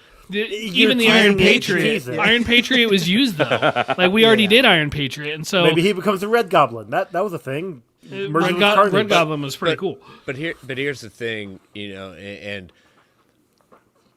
just because we have a villain, we have an idea of what a villain is, a Green Goblin. Just like anyone can be Spider-Man, anyone can be Green Goblin. They can be inspired. They can be different things. Like it's not. Could there be a Osborn-like individual that we don't call Norman Osborn, but has all the traits? We've seen that a number of times in the MCU. So that is very plausible. And so I think, okay, we finally get a Green Goblin, but it's not the MCU's version of Green Goblin. I totally understand. I totally agree that there is probably someone eventually going to be inspired to be the MCU's Green Goblin, but it doesn't have to be Norman Osborn. Yeah. Give it 3 months and Sony will be like, we're making the Green Goblin movie. We're really excited. And everything like that. No, like in a way though, what Brent was saying, if you were to say both as Marvel and Sony, hey, we're not planning on doing the Goblin for a while. If this was, say, a send-off for another 10, 15 years to get another Goblin, what a way to go to, one, and be the main villain of this big movie, but also to bring back Dafoe to do it. This would be, not saying a send-off, I do at some point in my life want to see that glider around again, because Goblin's up there with one of my favorite villains, but if this is like a minor send-off for a Goblin-like character, doesn't get much better than that right now. Yeah, no, you get the best guy to do it, you get him in a big movie, I'm happy, I have a question for you guys. I don't know how many people watched season 2 of The Flash, but when they went to the alternate Earth, Barry and Cisco met a person who was a villain earlier on in that season, and they were terrified of them. And ultimately, he ended up being good. Do you think we could get that at some point if we do get another trilogy with Peter? Do you think we could get him encountering somebody like Dr. Otto Octavius and being really sketched out about it, thinking, oh my God, he's going to turn into a villain, and we not even get that? Do you think that's even a possibility? 100%, because my pitch was always, if they ever do Hobgoblin, that's when you do it, is everyone thinks it's Norman Osborn. This is the Goblin, this is the guy, and whether it's Dafoe or whatever it is, everyone points the finger at, it's Norman Osborn, because we know what you are like in other multiverses. But I think you're right. Like, even then, you could have Doc Ock, and that's where you have, like, a Liv-type character actually being Doc. Like, I think you could play one of these, and I think I would be down for any of these actors, specifically Molina and Defoe, to come back, even if they are playing, hey, I'm nice Norman Osborn, I'm actually just trying to help the universe. I still think, like, when you're talking about Iron Patriot, I still think there is a role for Norman to be a leader of a Dark Avenger, stuff like that. They've done many things with him, but if it is, hey, Defoe's the nice Norman as a red herring, I don't think it's out of the question yet, because I don't think the multiverse is done. I know Doctor Strange is going to close it in May. Yeah, I'm sure he's going to close it all right. It's never going to be opened again. Uh-huh. Yeah. I mean, it won't be open till Loki season 2, I guess. Well, exactly, right? Well, let us get to the Statue of Liberty fight, or excuse me, the new Statue of Liberty fight. New and improved. New and improved at that point. We get Tom making the statement to using the Daily Bugle to entice the villains. We've already talked about the discussions that they all have at that point. Y'all talk about like some of your favorite moments and sequences from this fight. After he showed on the Bugle, hey, I've got the MacGuffin box. He probably should have chucked it through the portal at that point instead of waiting for everything to start going down. But what a cool opportunity for us to get to see these other Spider-Man in action again, while also seeing Tom. And yeah, I don't feel like Tom got overshadowed in this movie. It really felt like during these fights, all the spiders were getting their due, and it didn't work out for him at first. But when they talk about, we need to work together, we need to use our spider senses, we need to get on the same page. Peter 1, Peter 2, Peter 3, all excited. Peter 3. I don't want to brag, but I've worked on a team on the Avengers. That's awesome. That's great. What's the Avengers? Is that? And The then boy band? My favorite part is when he keeps sequence. explaining it. Toby's like, this is not helping. that sequence There's a car. of the three of them going when they all work together. Yes, when they Dude, run. Absolutely That hero shot. incredible. Yes. I was so excited. When they jumped off, when they had the conversation and then they started to run and jump, I immediately got this feeling of like, and I know it's more of a nostalgia thing for me. It was like I was watching a Teenage Mutant Ninja Turtles movie. Like, where all the brothers, they're like, yeah, we're going to have fun. We're going to do this. We're going to, defeat the villain, blah, blah, blah. It just gave me so much joy once they, like, all agreed on what they had to do and then immediately jumped and they were in complete unison with every single web swing. It was so good. And that's what I love too. Like, we talk about that little moment at Ned's house. There was no like, no, we're doing it my way. No, we're not like maybe jokingly, but they never got to the point where we would not have been interested in the Spider-Man arguing about like, this is, I'm the older Spider-Man. Like, I'm so happy it was just like you said, yeah, go team break. And when they jumped, that was exciting. But for me, when you hear like all the Spider-Mans, when they're swinging, they're yelling of excitement and cheer because they love that. So when they all jump and they're all like yelling at the same time in excitement because they're going to try and save the world, that was I think I got an outer body experience. I like tears were going. I couldn't believe it was real. I'm like, this is a fan made film. This is something that like someone's replaced it, and it was perfect. And I can't wait to have it as many wallpapers on my phone. To me, them swinging and just being together on screen ranks up there with me seeing Superman, Batman, and Wonder Woman together on screen in BVS. It's just, these are iconic characters. So the Trinity in BVS is just, I'm a huge DC fan. I've been reading DC since I was 10. For this moment, it was knowing these guys from other films all together and then seeing them in action together. I'm right there with you, Clay. I mean, it wasn't a Teenage Mutant Ninja Turtles moment, but it was, my excitement level was just through the roof. And I was so freaking hyped that I'm like, this movie is amazing. I can't, I just can't say how. The best feeling I've ever had at the theaters, and the best experience for any film is from the start of that battle.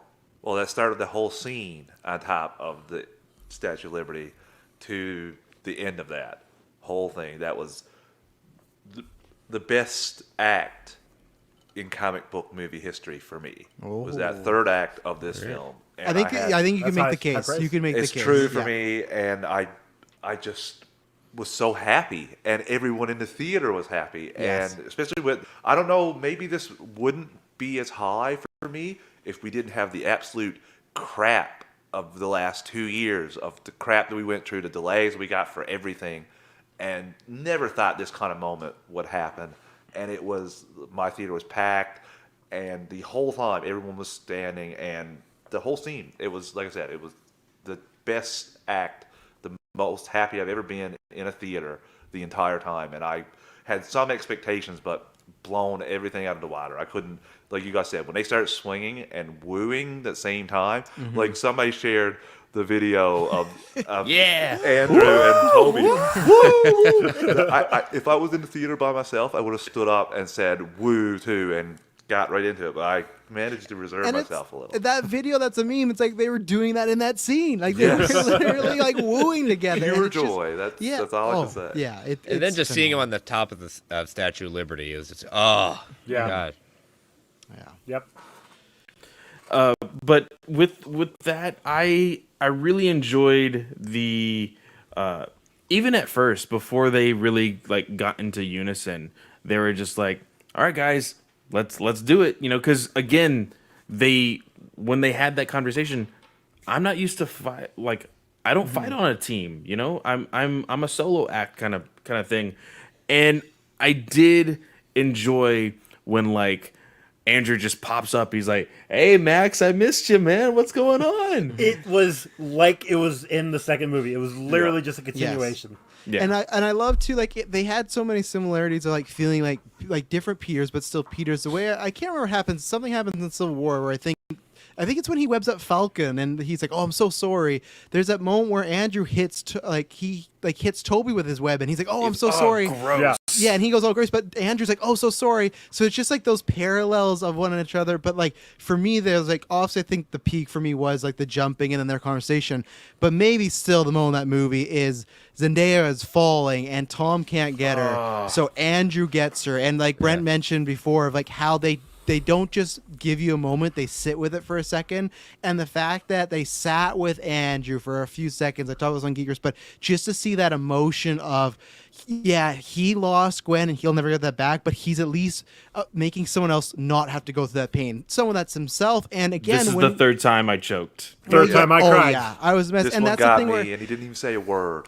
oh yeah, it's all his face because Andrew's Yep. just such a great actor. And again, when we talked about how they didn't steal away from Tom Holland, they didn't. But at the same time, they still gave them their moments and layers. It wasn't just to fully take away from Tom or just support Tom. Yep. It was mutual. That moment was just. It shows that they genuinely, like, I hope they did, but they probably did, where they watched all these movies and like, what are we gonna take? What could we do to like actually make great arcs for these characters? And him saving MJ, especially because it's fun that they have that dynamic when they first meet out of the portal, so they have like more of a connection than I'd say that Peter 2 does to MJ. So it's just that moment is just something. Now when I watch Spider-Man 2, I'm going to think of these moments in unison, and that's exactly what you want. You want films bringing each other up. I don't mean to hate on what you talk about, Clay, on Star Wars Alliance, but that's like some of the stuff I had a problem with the sequel trilogy, where it felt like it was kind of, they're very hitting each other's heads of like, oh, we're doing this, no, we're doing this. This was, no, we're working in unison with all these Spider-Man movies to create this moment of Andrew saving an MJ, and just, yeah, it's just a tear breaker. It's one of those where they knew what came before and they Yes. honored it. Yeah. Versus like, no, we're going to do this our way. I love how every single person watching that trailer called it, and I'm not bothered No. whatsoever. No. No, because it fit.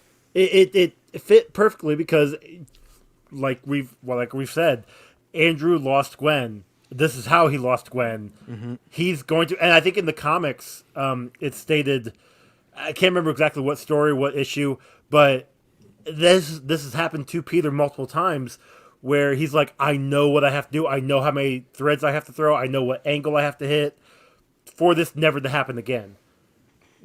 Andrew, this one, he knew what he was doing. Clay, you're right. Like, everybody called it, everybody expected it, but just because it's predictable doesn't also mean it's not the best choice. Yep. And yeah, they could have had Toby do it. Okay, fine. They could have had Tom do it. Okay, fine. But the fact that it was Green Goblin keeping Yes. Tom from doing it, while Andrew is able to recognize what's going on, jump in, and make the save, is what made it extra special for me. And then, yeah, the raw emotion on his face. I mean, no offense to the others, but I do think Andrew Garfield is overall the best actor around, of 100%. them all. Yes. And I mean, if you, gosh, go watch Tick Tick Boom on Netflix. He's phenomenal in that. And he just, the emotions that he puts off were so incredible. It's a moment that we get that he wouldn't necessarily have. You know, the one thing we see at the end of Amazing 2, like the biggest regret, like the next biggest regret of his life is that he's responsible for the death of the love of at the time the love of his life. And so the fact that he knows and can see that even though it's early in their relationship, that MJ is going to be that, is supposed to be that person to him, he's been able to receive even some sort of vindication that, and some sort of, I was able to save one of my brothers, you know, my brother's Well, love. and it probably helps that Toby has stated earlier on in the lab that he has his MJ, which is not that MJ. It's complicated. So that kind of gives Andrew the sense of, oh, MJ is the one that Peter will always end up with. I mean, Andrew had an MJ, but you know, we all know how got that ended up. cut from the film. Yeah. Talking about more moments along with that, we get Doc Ock finally coming back and helping Andrew and Toby, you know, with Electro, and then the immediate moment after that with Toby and Doc Ock. You know, the power of the sun in the palm of my hand for the 17th time in this film, and I'm actually. and he, you know, when Otto recognizes him, he's like, "You've gotten so much older," you know. And there's that one moment. It's just like, you know, we got a moment with Flint and Toby when they cured him, but it was more of just like that glance of understanding, like, Yeah. hey, Yes. you're gonna be okay. But I think one of the best parts about Spider-Man 2 back in what 2004 to 4 or 5, something like that. It was 4, yeah. was the fact that Peter and Otto had a relationship before everything went down with him. And so there is a kinship, there is a friendship. And even though it may be short-lived, they can still have that small moment here. I really did enjoy that as well. I did as well, and that's where I'll say I voiced it last night. That's why one of my only, it's not a big con because I'm being completely greedy, but I still very much wish that Toby had some more scene with Willem Dafoe's Goblin. Willem I Dafoe, felt yeah. that was very strange, especially because Yeah. Or J. Jonah Jameson. well, yeah, and that one too true. That But would've like been for that for Defoe and Maguire, they really were the kickoff of a whole new era of comic book movies. That's Spider-Man 1, right? And I thought after he had been stabbed and Defoe looks at him, I thought they were going to have some sort of realization moment, because the same way as like Peter and Norman didn't have the same relationship as Doc Ock did, but they were still, that's his best friend's dad, and they still had a relationship where They had Defoe a longer was relationship, more than likely. yeah, and Defoe like supported him. He like they pretty much insinuated in Spider-Man 1 that Defoe's paying the bill for their apartment. Like he did help Peter along the way too. So I wish, and I do wonder if there was something cut that just didn't work maybe, but I found that was the only glaring mistake out of everything they hit so much was, yeah, the Jonah thing I was surprised, but that one too, because they literally had them sitting right beside each other and they didn't do it. But again, it's a greedy thing. The rest of the movie is great, but I was wanting just a little more, because one of my favorite scenes in comic book history is the final battle with Green Goblin and Peter Parker, and like, oh, I could be a father to you, and I have a father, or, and then don't tell Harry. There's so much emotion in that fight that I wanted a little that carried over, but still, we got it with Melina, so that was nice. Do we think that Defoe and Maguire never saw each other on set? There's a chance, yeah. That's what I thought. Yeah, because even the scenes that they're together, they're not beside, and they don't even. It's a jump cut between the two. Yeah, and the thing I was surprised, they didn't even like fight in the big fight. They didn't even have a battle. It was more about Peter 1 versus Norman and Toby. Like, to me, what felt strange is Defoe acted towards Toby Spider-Man like he was Andrew Spider-Man, like they didn't know each other, and that was what you saying they didn't have a chance to film. That's very highly likely, which is disappointing. But again, that stuff happens when you got all these people. But yeah, that's a good theory to have. Yeah. And I really think that having Toby be the one to stop, Peter one from Tom. Yeah. killing Green Goblin, even though we all know, we all get it at that point. Even Toby gets it. It's just like, you do not go down this path. I'm not going to let you go down this path because you are meant for better things. No matter how this whole thing with the spell and everything was Strange trying to hold the multiverse, back. That was, and I'll tell you what, I did think for a moment when Goblin stabbed, I thought, oh, we are not going there. We're not going to kill Toby. We're not going to kill Toby at that point. The moment where him and Otto were talking, I was like, Norman's coming to kill him. Like, because it was so still. I was like, something's still gonna happen. And then that's when I was like, Toby has his back towards him. Oh shit, what's gonna happen? But I do like the fact that out of the three of them, Tobey Maguire's Spider-Man was probably like the most down to earth. So Chill, like when Well, he's shit a was, youth pastor Spider-Man.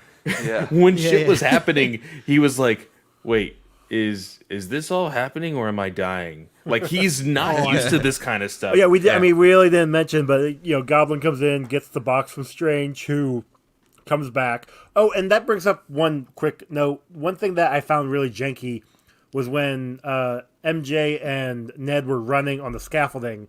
Did anybody else think that was a little wonky, like them running, like they're running in another place? viewing, Joe, because I was just That's fair. supremely smiling the entire time. It was hard to look at that To stuff. me, it looked like they were running in place on the green screen, and so it looked bad. It jumped out to me on the very first viewing, and I'm like, this, okay. And then ever since, it's kind of stuck with me.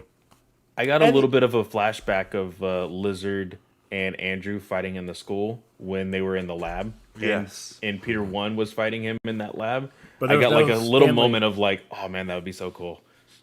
But that happens. All that happens. Goblin comes back, gets the box from Strange once Strange returns, and then he puts a Goblin bomb in the box, which blows up to cause the multiverse to start breaking through.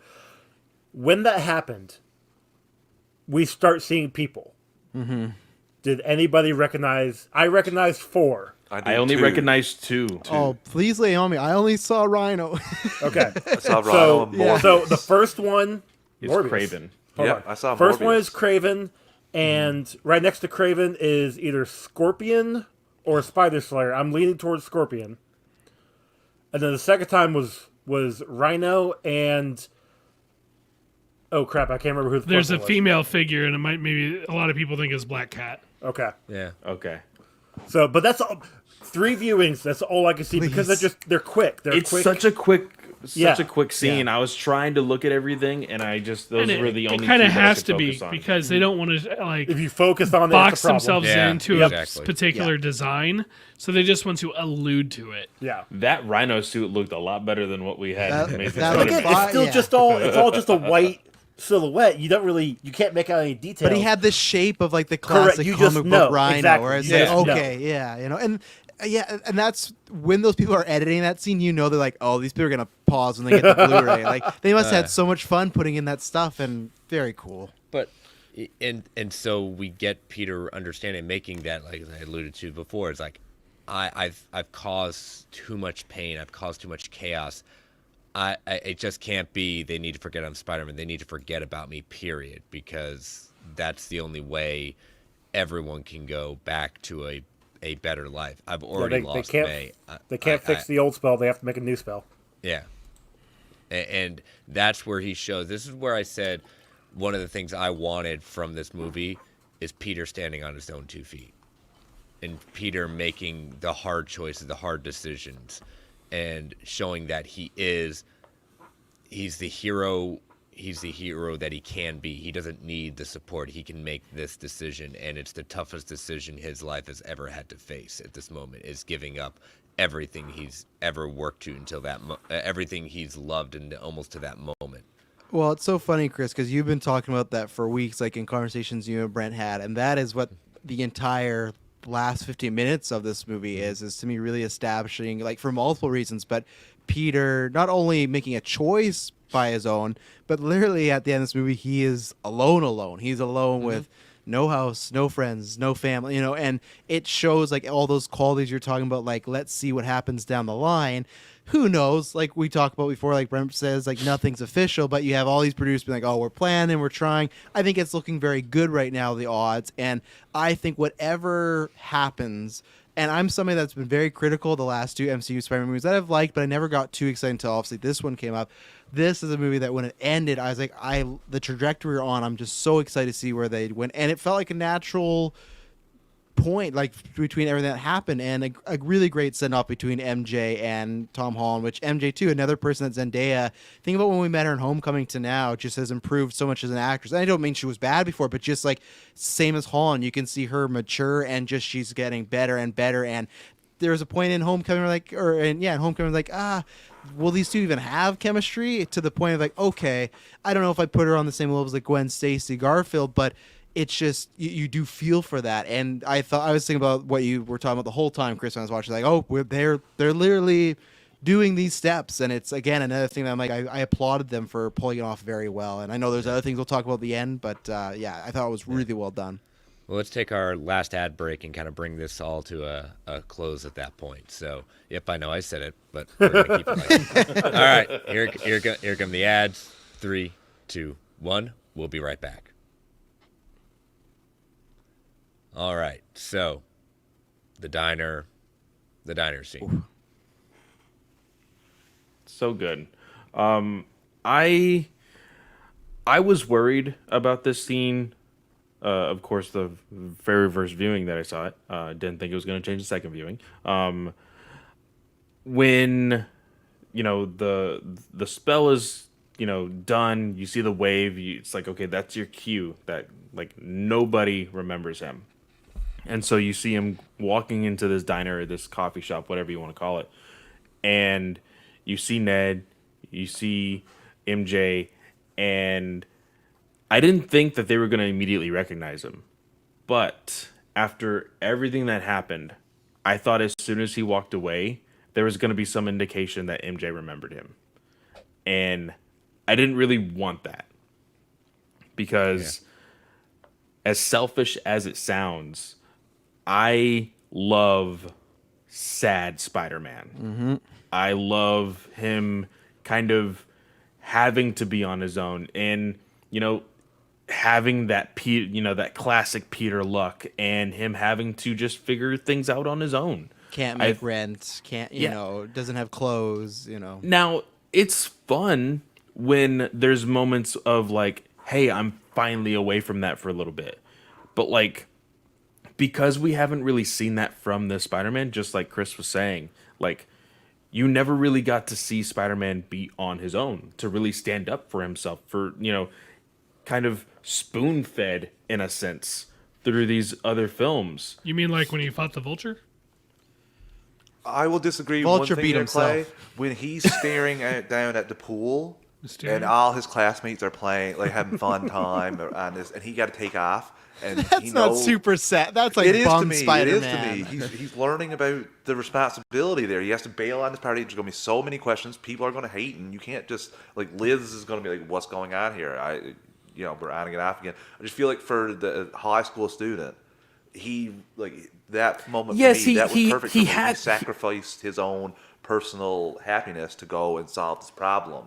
Yes, he had that, but he always had Tony Stark right there.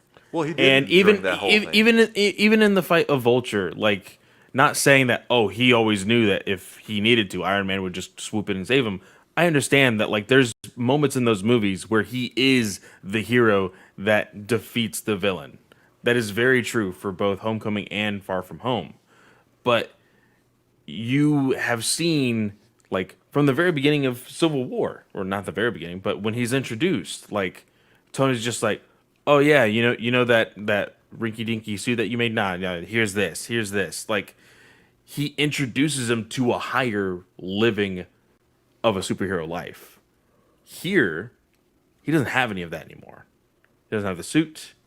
Like, I'm gonna be interested to see how he's like. He's of course smart enough to do his own web fluid, but like I'm interested to see how he is able to keep up with the superhero life now. You know, without having the backup plan for. Well, and like, look at for your example, Far From Home, his suit gets wrecked. What happens? Happy pulls up. Oh, we'll make a new suit. We're gonna go. And I'm not saying that's a bad thing, but like, that's a challenge he didn't have to face. Of like, oh, he's with the computer. He's listening to AC/DC. That won't happen now. It's like when that suit gets wrecked. Well, that's your skin tight, material suit. That's you got no spider arms. You got no parachute when you're going in space. You got no. I will be very curious to see what they do with the eyes, though, because obviously that was a big thing they enjoyed was having the emotion eyes. I still think they'll find a way where he that's the only piece of tech he's kept is the eyes, so they can have him have Emotes those reactions. and Yeah, which I think is a Look like smart it. thing. It What'd you didn't say? it didn't look like he kept it. Now, I the think the they'll last do it. scene was really, really quick, Yeah. and there was a Yeah. lot of movement, and so I would like to see them officially, and I guess we could say it now. Boy, that new suit looks I Oh love yeah, it. let's I just love talk it. about it right it's now. so man. beautiful. It's so like the best beautiful. of- Classic best suit of all looks three. amazing. I feel like he made it because of the other two. Yes. It's Yeah. about I what agree. of all their suits. Agreed. Well, And- that's the thing. Like you look at it in that sense that he shows he's been inspired by the ones he's loved, even though they've forgotten him. He hasn't forgotten them. His safety nets are gone. He has to fail time himself. This feels like a soft reboot. Yes, and I think that is a great way to go. In this new movie, however quickly it comes out, it'll be Spider-Man in this new world. So it's gonna feel like a little bit of a newer Spider-Man, and I'm gonna enjoy that. I loved the conversation between him and Happy at the grave. Yeah. Yeah. And I will be completely honest, through everything that I had just seen for 2 hours and 30 minutes, when Holland was standing there at that gravesite, he looked like a different person. He felt like a different The person. last act, the after everybody forgets he's Peter, he looked more adult.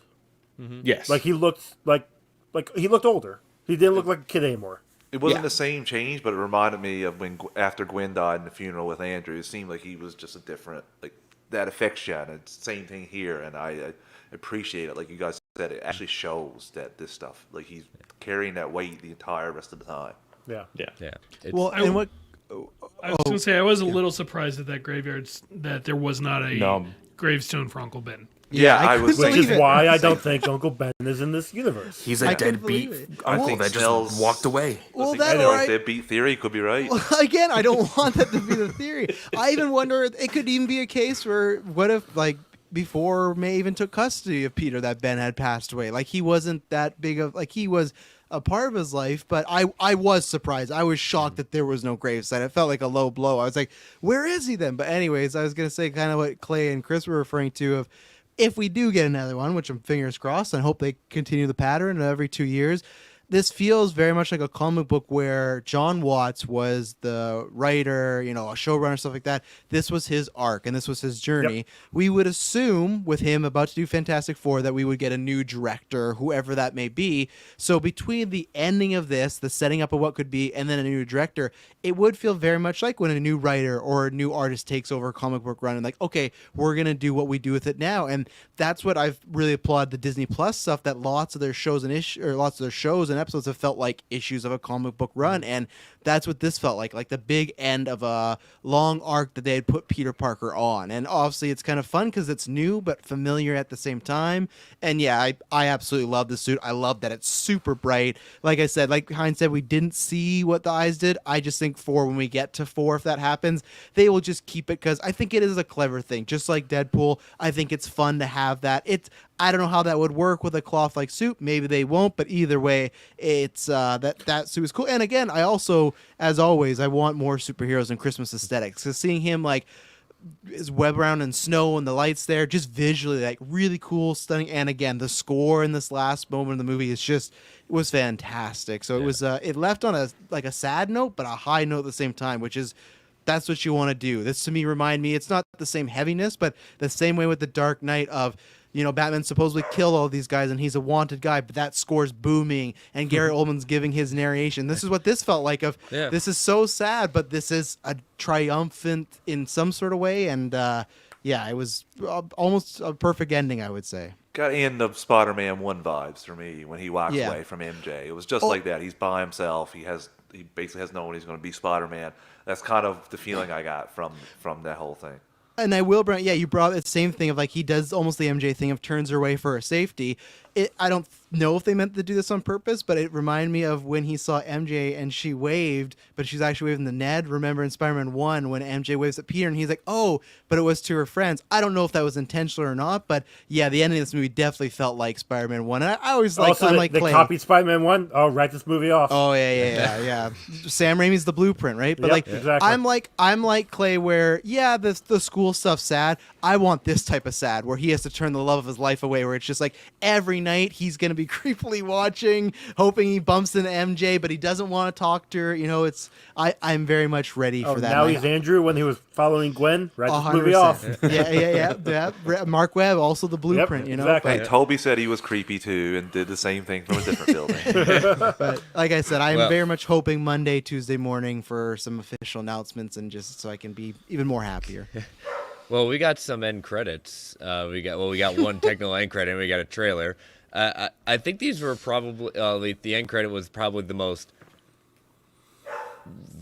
like straightforward we could ever get with what was going on with, first I'm gonna let Brent take this because Brent, you call it.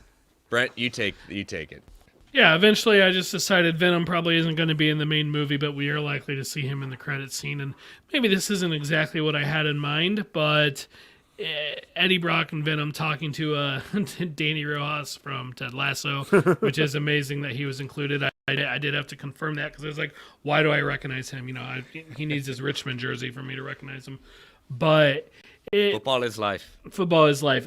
Eddie Brock talking, he gets drunk, and then the spell happens and he goes back to the Sony universe, right? So the entire credit scenes, in 2 credit scenes now, Venom and Spider-Man No Way Home, he has both gone into and left the MCU and nobody knows he was there. Record time. But he did leave that little bit of symbiote. And I know there's some people saying, well, why did he go? Eddie doesn't know Peter, but the symbiote does. Right there. Because you got to remember, they talked about the multiverse and the hive mind and stuff, like different universes. And he recognized him on the TV. He's like licking him. He's like, oh, this guy, And every time I recognize someone on the TV, don't you do the same thing? 100%. My TV's broken now. Yeah, it's liquid damage for sure. But it's cool that he was there in the credit scene. I was convinced that Tom was going to end up in the Sony universe by the end of this movie. Thrilled that's not the case. Mm-hmm. He's still in the MCU. How are they going to make these two show up together? Because I know that piece of symbiote hung back. I really feel like they're going to cross paths. Like Tom Holland and Tom Hardy will cross paths. So I don't know how it's going to happen now. Oh, because the multiverse is going to open up again, and we're not done with the multiverse, Brent. It's opening up in a few more months. Well, even after why that, can't it be Spider-Man just a variant of Tom Holland in the MCU universe that gets this symbiote? Feasible. I keep breaking the fourth wall here. I stepped out for a quick second. Did we acknowledge the fact that the spell only is for people who know the identity of Spider? Like how did I don't understand. Brett just said because the symbiote knows it from multiple. That's what I That's what I thought, and I just wanted confirmation on that before. But hive the spell. Yeah. But I just loved how giddy both Taylor and Travis were on the Geekverse YouTube on the cast, just because they're like, what was the analogy you gave? It's like, we got close to the friend just to get to the other friend, Yes, and the other friend, it's Kevin Feige being like, oh yeah, we'll use Hardy for the symbiote, and we'll do it better. And now they have it, and now I'm just like, man, Secret Wars. I'm Yeah. ready. I'm ready for happen. And then we lead to the trailer, our first teaser trailer of Multiverse of Madness, and it was interesting. You know, we got to see Wanda. You know, this is eventually going to be put out to the public. I give it a couple of weeks, and this will be out to the public, and we'll do a proper breakdown on the show. But we get to see Wanda. We get to have a conversation. You know, we get to see Supreme Strange. You know, Strange Supreme Maybe. at that point. Maybe. Was that Mads Mikkelsen also? That's what I thought too. With that ponytail and he's flipping around. Oh yeah, Mm-hmm. yeah. Oh. Yeah. Yeah, that's what I thought. Yeah. I saw Made me a happy, too. YouTube breakdown of somebody saying that this may not be Sorcerer Supreme. It could just be another variant. That's because fair. Yeah. In saying that, Joe, a lot of that world looked like it was folding in on itself, like Yes. the animated in the What If. And if it is the same character, I just want to say, like, Oh, if it is, bravo it's to amazing. If Marvel not, and though, Disney. I don't know. Just bravo for showing us this version of the character in animation first. That stuff, like, I appreciate that stuff a lot, and they're going deep into animation. They've made a real investment. And if you're telling me that me watching What If gives me a little bit more information on a potential character in the movies, that's A plus. That's how you do it. Yeah, DC. I'm. We, That's how you do it. Well, go ahead, Travis. I'm on the other side that I am really hoping it's Strange Supreme, just because I feel like it's all about execution. So we'd see, but to also like, oh, there's Strange Supreme, but then there's also another really shady Doctor Strange who's kind of bad. Like, I think you have that character set up there, and I talk about some Geek First. I know he kind of made like a good guy turn in What If, but this was also a guy who did a lot of questionable things, and we don't know what happened to him since that What If episode. We don't know where his journey's gone. He made a lot of questionable choices in that What If episode, so I'm really hoping it is Strange Supreme, because like Heinz is referring to, I feel like that just brings the whole kind of family together, right? It's like, oh, you watch this animated show? That matters. And plus, I think one of the times I guested on Marvel since I left is we talked about the Captain Carter rumors of her coming in. And to me, if like that is a true thing of her coming in, I think that leads more breadcrumbs that this is Strange Supreme, and I really hope that's the case. And I just love that Baron Mortar just seems like he's just so fed up with these people, and he's done with them. Like he's just like, you guys are like, you mess with time, you mess with the multiverse, that's a mess. And like I said, I also will try not to be a broken record on this, but I will just I'm very interested to see how they tackle Wanda in the trailer. I was not a fan of them kind of just Strange being like, oh yeah, whatever, Westview, I need your help. Now, that's just a teaser. That's just a trailer. I think in the movie we'll get more of that, but I'm just saying if that were to happen in the Audio movie... manipulation. 100%, and that's what I say. But I always preference. I'm like MJ, right? Expect disappointment, and you won't be disappointed. So then, when there's a huge turn and Wanda's like fucking the main villain, I go, oh, they did right. But that's what I'm just saying. From all I have to go is what they're showing us right now, right? And what they showed me was, I get that Strange is in trouble, and I hate how he's like, oh yeah, whatever. But lots of cool stuff. America Chavez in there. Yeah. Wong not looking in good shape. I love the fact that, like, as soon as he says, what do you know about the multiverse? And then the scene cuts to the back of America Chavez's jacket. Absolutely love it. I'm so ready for her character to come in. Should be fun to see. There's a moment where they're in some sort of dimension or mirror dimension, whatever, and you see Strange, you see America Chavez, but you see somebody else on the other. Was that not Wanda? That's what I thought. It kind of looks like Wanda, but it doesn't look like Wanda at the same time. Yeah, like after seeing it twice in the same day, I was like, wait a second, that did not look like Wanda. Why is she not wearing her, outfit? If what? And I understand that it could be a certain part of the movie where she's not wearing it, but I'm just hoping for some more surprises. What did you think of the teaser, Brent? I really enjoyed it. There was a lot of speculation that was going to be one of the credit scenes, so I wasn't totally surprised that's what it was, but it was longer than I anticipated.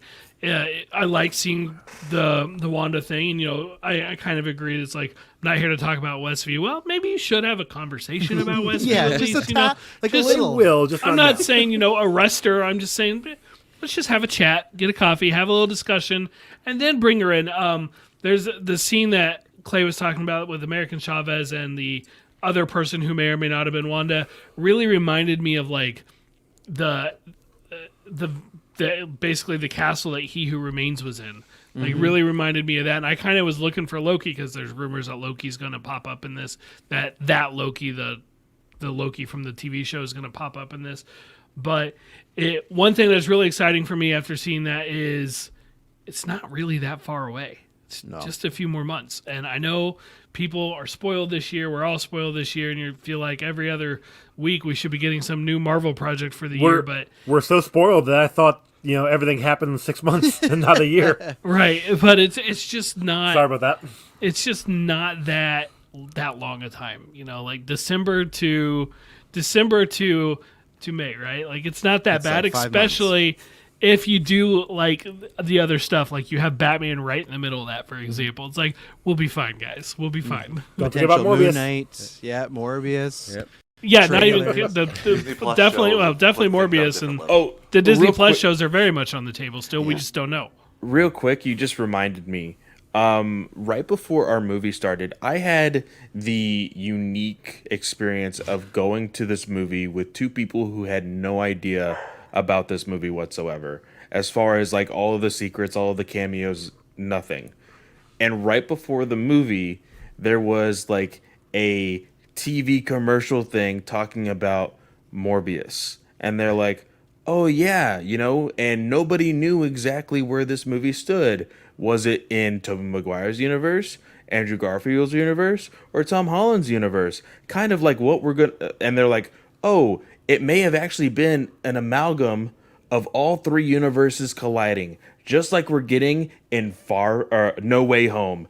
And completely spoiled the movie for the two people that had no idea about it whatsoever. I mean, that stinks. I don't know if I really would consider that spoiling it, but I mean, at that point, they had this unique experience of not seeing the trailers or anything. My dad was the same way. He did not see a single bit of marketing. He knew it was Spider-Man. That's literally all he knew. As he's telling me this, as we're walking in, passing the movie theater, the movie posters with Doctor Strange on it, but he was looking at me and didn't see the posters, so he truly had no idea. I'm like, all right, well, I'm not going to say anything. But I get we wonder why people get up in the movie at the end of this thing. I saw people getting up, and it Yes. took someone yelling.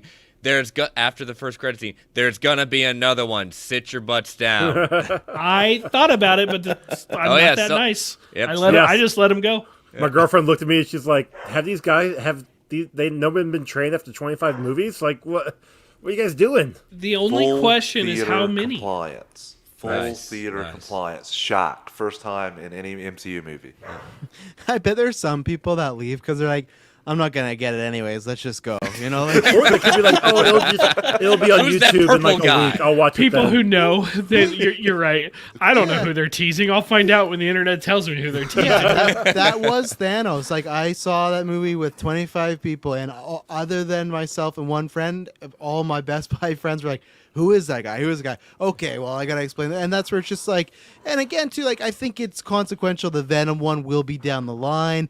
This trailer one, like Chris said, this will be online in weeks. So really, you don't have to sit and stay for. It's cool for us, but if you're a GA member and you want to go home, you'll be able to watch this on YouTube. Like I don't think it'll be this Monday, but I could even see the next Monday, like after the second weekend. It's like, okay, enough people got their first look. Here's your Doctor Strange trailer. Maybe there's even a little different scene added or whatnot. But it's funny that it's weird that this is the first time since Captain America this has happened to a trailer since then, and it's interesting. And it's funny though, you talking about Morbius and different universes and whatnot. Because I got the Morbius trailer before this movie, and now I'm still perplexed. And I go, why is Michael Keaton in the Morbius movie? I thought this was going to solve all these continuity, multiverse issues. So He shouldn't know who Spider-Man is. what? Well, he doesn't know yet, right? So that's a good. Morbius? That's a good or a Morbius bad thing. No, Vulture, right? Oh, that one, yeah. So Yeah, we'll have to see. But all I right, know so- we're about ready to wrap up, but we didn't get a Stan Lee cameo, obviously. But did you guys see the Steve Ditko Yes. nods? There were two of them. There's the The graffiti. yeah. Yeah, it's the Graffiti graffiti has- both I didn't see times. that. It's graffiti on the wall behind MJ and Peter Yep. when they're looking at the paper, and then there was one on the feast truck on Yeah. one of the sides. Yeah. and I just thought that was imagine- cool. That is cool. Yeah, no, I didn't see that, so I have to notice it. I also feel like there has to be something Stanley somewhere in this. I was movie. looking for that when I watched it today, and then I just got caught up in the movie. Yeah, So. and did you guys see the nice tribute to Avi Arad? That was very subtle, and it completely didn't take you out of the moment at all. It's the end of the movie. It's fine. Yeah. Now, I like that they put that in. He's an important part of Marvel's cinematic history. I mean, I don't know how you could argue it. I'm not saying He is, but that just feels so like, oh, this isn't about us as a team. This is about, like, here's my point. I don't think Kevin Feige would ever allow that to happen to himself, and the fact that Avi would be like, oh yeah, like that's like, I don't know. It just, I don't know. At the start of every Hawkeye episode, it's a Kevin Feige production. But that, first because time that's that's his whole ever been there. studio. He's the one creating these together and stuff like that. This felt like Avi Arad had passed away. If he had passed away, I understood. He's not. He's just but it's bringing back the Spider-Man that he started, and he basically started what became Marvel Studios. I thought it was a nice tribute to kind of bring it all full circle with Tobey Maguire being in this movie. Now, if that was in if that had been at the end of Eternals or something, I'd be with you. But this movie that featured Tobey Maguire, the movie that pretty much started it all, I think it's fine. All right, so we're gonna be 2 questions. The first one, it's a simple yes or no. All right, because God knows we can go on for another hour with this. Please, All right, not another hour. so. All right, Brent. It would be 3 a.m. if with another hour, boys. I'm sorry, but Are you tired? Brent. You're done with school. You're good. Is Tom coming back for the next trilogy, Brent? He is definitely coming back for at least one more Spider-Man solo movie. Will it be a trilogy? I don't know. Okay. Travis. I guess I'll just go. I'm the same as Brent. For sure, one trilogy. You never know with actors when he's like, oh, I might want to take a break. So I'll say for sure one, and obviously he has one more MCU appearance too at some point as well. So I think we for sure got 2 more times. All right.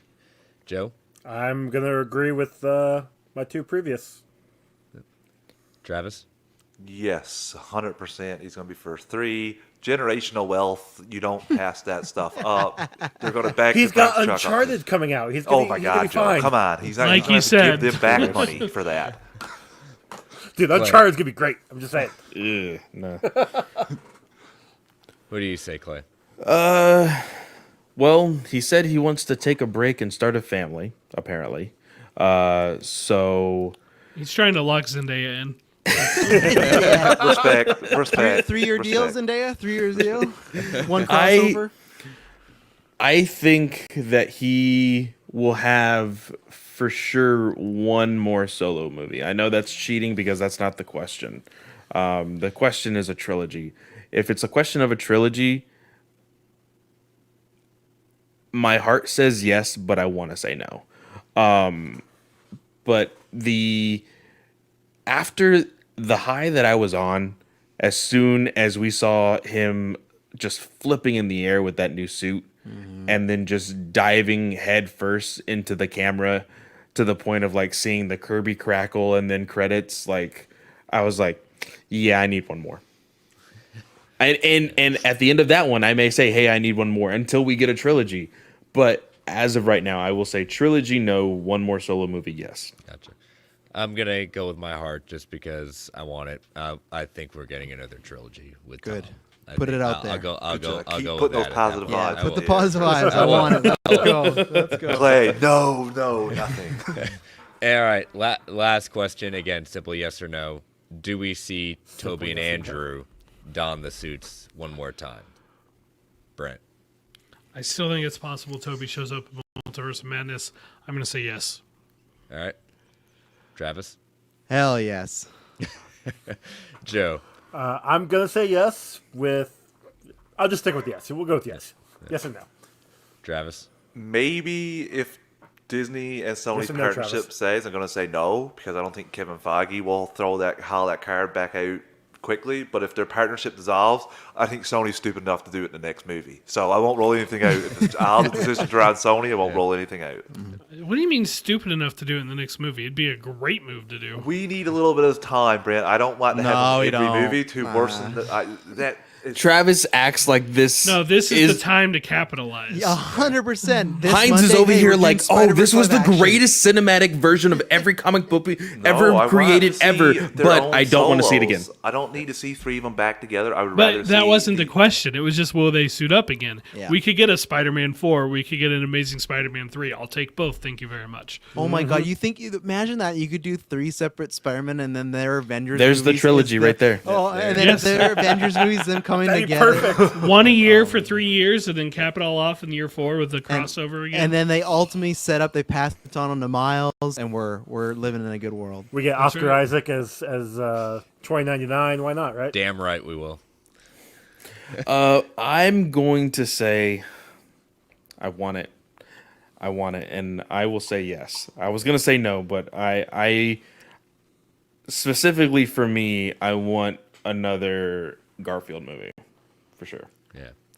I'm going to say yes, but I will not be surprised if we don't.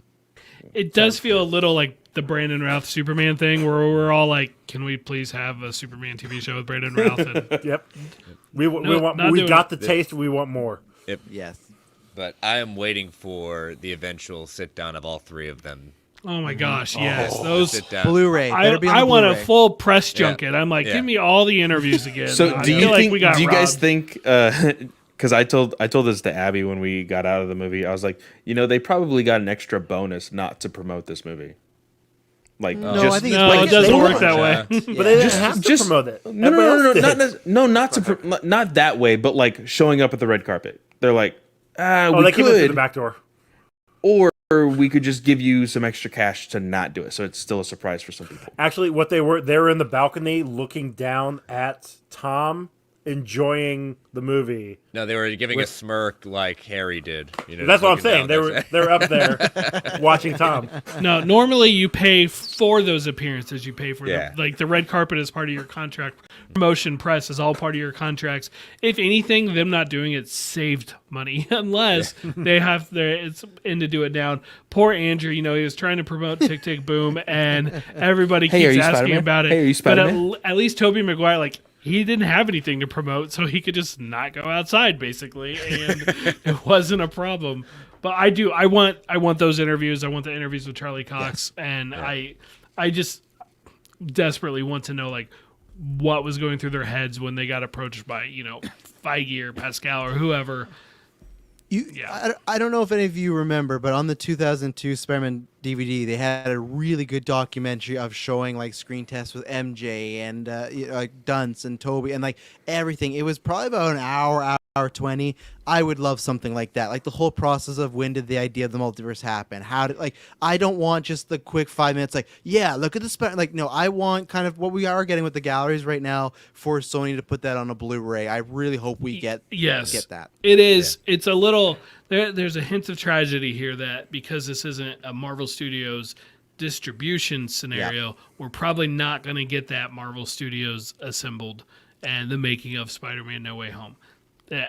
Maybe I'm wrong. I hope I'm wrong. I hope they do something and they put it on there. But I desperately would want to see that more than any of the others. Yeah, it's gonna be. We'll have to see when we get those specs of the Blu-ray and the 4K. But all right, well, this was an epic movie. It was an epic cast. Sun's getting a little low for Mr. Hines there, and for some of us. So I put my head down when I 12:30 right now. let us say our dues. Yes, it will be a quick post credits. Mr. Hines will probably be bowing out at that point. Or no, will you be sticking around? Oh, he's gonna be strong. All right, there we go. my second win. So, all right, so let's say our dues right now, so that way we'll head into that. We'll start off with Mr. Snell. Travis B. Snell. You can find me stirring trouble, talking about stuff. Thank you for having me. This was tons of fun. This is like I did 3 hours of Geek First, 3 hours here. That just shows how much I love this movie because did 3 hours and we're still going and still like, oh, this and this. So man, just what a cool time to be a fan. And obviously there's still other movies whatnot coming out, but this feels like just a nice capper for the year. And I'm seeing it again tomorrow night, but my sister hasn't seen it. I feel like I'll definitely like over the holidays see with other people. Just this is a great time. So thanks for having me. Of course. Clay. Of course, you can always find me at Fanboy Clay on Twitter. In the bio there, you can find the link tree to all of my shows, including DC Alliance, Batman News Weekly, Comic Book Legion Podcast, Weird Science, Marvel Podcast, Ranger Alliance, and of course, Star Wars Alliance. This is my last podcast of 2021 until I go into hibernation for 2 weeks. Because I'm finally firing him. I am needing the rest. I didn't think that I was gonna be like that excited about it, but like I was just like walking around work today, and I just kind of chuckled, and I was like, "Huh! All I have to do is this for the next 2 weeks and sleep, and I'm okay with that." Mr. Hines. Well, when you have 17 podcasts, it kind of gets hard for you, Clay. So I can understand you being excited for this break. I always got to get that joke in there. But you can find me on Twitter at Travis_156. Drop me a line. Host superhero discussions in DC Alliance. Watch Monday, as I am the exact opposite as I have been in this review, where I burn the Flash show to the ground. So come join me for that, because I used to love that show. It's going to be the exact opposite of this. Joe, on such an uplifting note. Exactly. Yeah, thanks, Travis. You guys can find me on Twitter at _actually_. You can find my show, A Walk to the Multiverse, on Twitter at WalkTheVerse, and you can find my other show, Comic Book Rundown, on Twitter at Comic Rundown, and on Instagram at Comic Book. Almost got through that without messing up. Instagram at Comic Book Rundown. And thank you guys for having me on here. This was a blast. I expected at least 2 hour talk, was not expecting 3. I'm a little tired. Brent. Yeah, Brent Tech Prime on Twitter, on TikTok, and my other show is Fans Without Borders. And I'll be on a new episode of Beer with Geeks talking about Spider-Man as well. Can't get enough of it, can you? Nope. All right. Well, yes, you can follow me on Twitter at Chris Balga. My other show, World's Finest True Believers, at Finest Believers. You can follow this podcast on Twitter at Marvel 8 Podcast. You can email the show at marvelalliancepodcast@gmail.com. You can follow the Geek Ultimate Alliance at GPod Network. Feel free to tweet, email, provide feedback, ask questions. We're back open for business, baby. Questions are back open. We're putting this fact or fiction. It's safe. We're back, baby. Fact and fiction we can have results again. I can't know. wait. We can have results.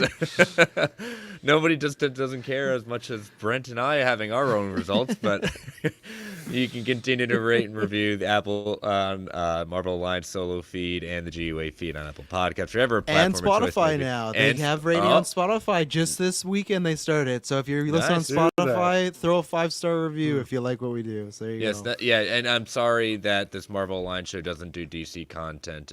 We have other shows for that. That's in 2021. 2022, they're just going to review DC stuff. Thank you all for listening. They're going to review. That'll be like Batman's coming 3 up, of episodes. course. So what are we going to do the rest of the year?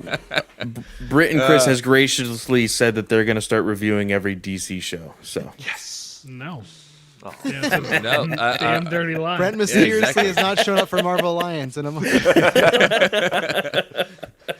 Thank you all for listening. Thank you all for In joining in the chat. Stay safe out there, everyone. And as Stan the Man would say, Excelsior, true believers. All right. We're burning the midnight oil. We're going to keep this quick and brief. Question is, for our post-credits discussion, are scoopers out of control, and should people stop sharing them so much? Brent, you pose this question. I'm going to let you lead off with it. Yeah, ultimately, I do think they should. Like the Charlie Cox thing, for example, that all came from scoopers. It didn't come from trades. I don't think I ever saw an actual trade talk about it. That was pure scoopers. That was John Campea leaking it. If we would quit sharing this stuff, it'd take away the power from it. Maybe they'd rein it in a little bit. I know Brandon Davis said he was kind of wishing maybe they hadn't revealed it on when they got that scoop, and it just. I mean, when's the last time there was a movie that had this much known about it going into it? It's amazing that people are loving it as much as they are. It's a testament to how good it really is, just because it seems like the major high points we knew about. We knew Charlie Cox would have a cameo. We knew Toby and Andrew were going to be in it. A lot of people were saying they were in it for roughly 40 minutes, which I didn't clock it, but that feels about right. We should not know. Even us following this stuff, we should not know that much going into the movies. Yeah, we'll each get a round at this. So, Travis, go ahead. One of you. Which Travis? Travis 1 or I Travis figured it 2? was- Yeah. I'll be Travis 3. I'll be Travis 3. It's the tale of two swords, right? Because if you look at them from their perspective, no, they can't stop because that's monetization. That's building their brand. There's people like someone like Illuminati or Brandon Davis. The second he says Daredevil's in something and it's confirmed, his stock goes up, right? He's more trustworthy. He becomes more popular. So it's very tough for me to tell those people, no, don't do it because of the fans things. Because at the end of the day, it's tough because Twitter, you want to be on social media, I could unfollow these scoopers. I could stop looking into a little more things because there's like people like Kirkland Taylor, they wouldn't know half this shit if I didn't say a single word to them. Like, and they have Twitter accounts, but it's just because they're not in the thick of it as much as a lot of people in here, like, and myself. So, and it's tough for myself because at the same time, I think I agree with Brent that it sucks at so much high points. Because imagine, I was talking about this on the Hawkeye review. Imagine if we didn't know Kingpin was in episode 5 and that just happened and we had no idea. It'd be crazy. The other thing is, though, hearing all this stuff, it does also build the hype. The whole, oh, Charlie Cox might be in it. Oh, Andrew and Toby might be in it. It would have been a great surprise, but that's also kind of part of the machine, and that's why sometimes it is scoopers, but that's why I think sometimes they do put this out to little people that are scoopers, even someone like a Daniel RPK who has some sort of job that we'll figure out one day. I think sometimes they do leak this stuff. Like pro wrestling did that for years, where it's like, oh yeah, some little scooper found this out just to pop a rating, just to pop a number. So I think I'm with Brent where the level of it is very uncontrollable and it sucks that way, but at the same time, yeah, I would have felt a little more excitement, but it didn't hurt it. Like, this is still, like, for me, my enjoyment was 10 out of 10. This is my second favorite MCU movie right behind Endgame.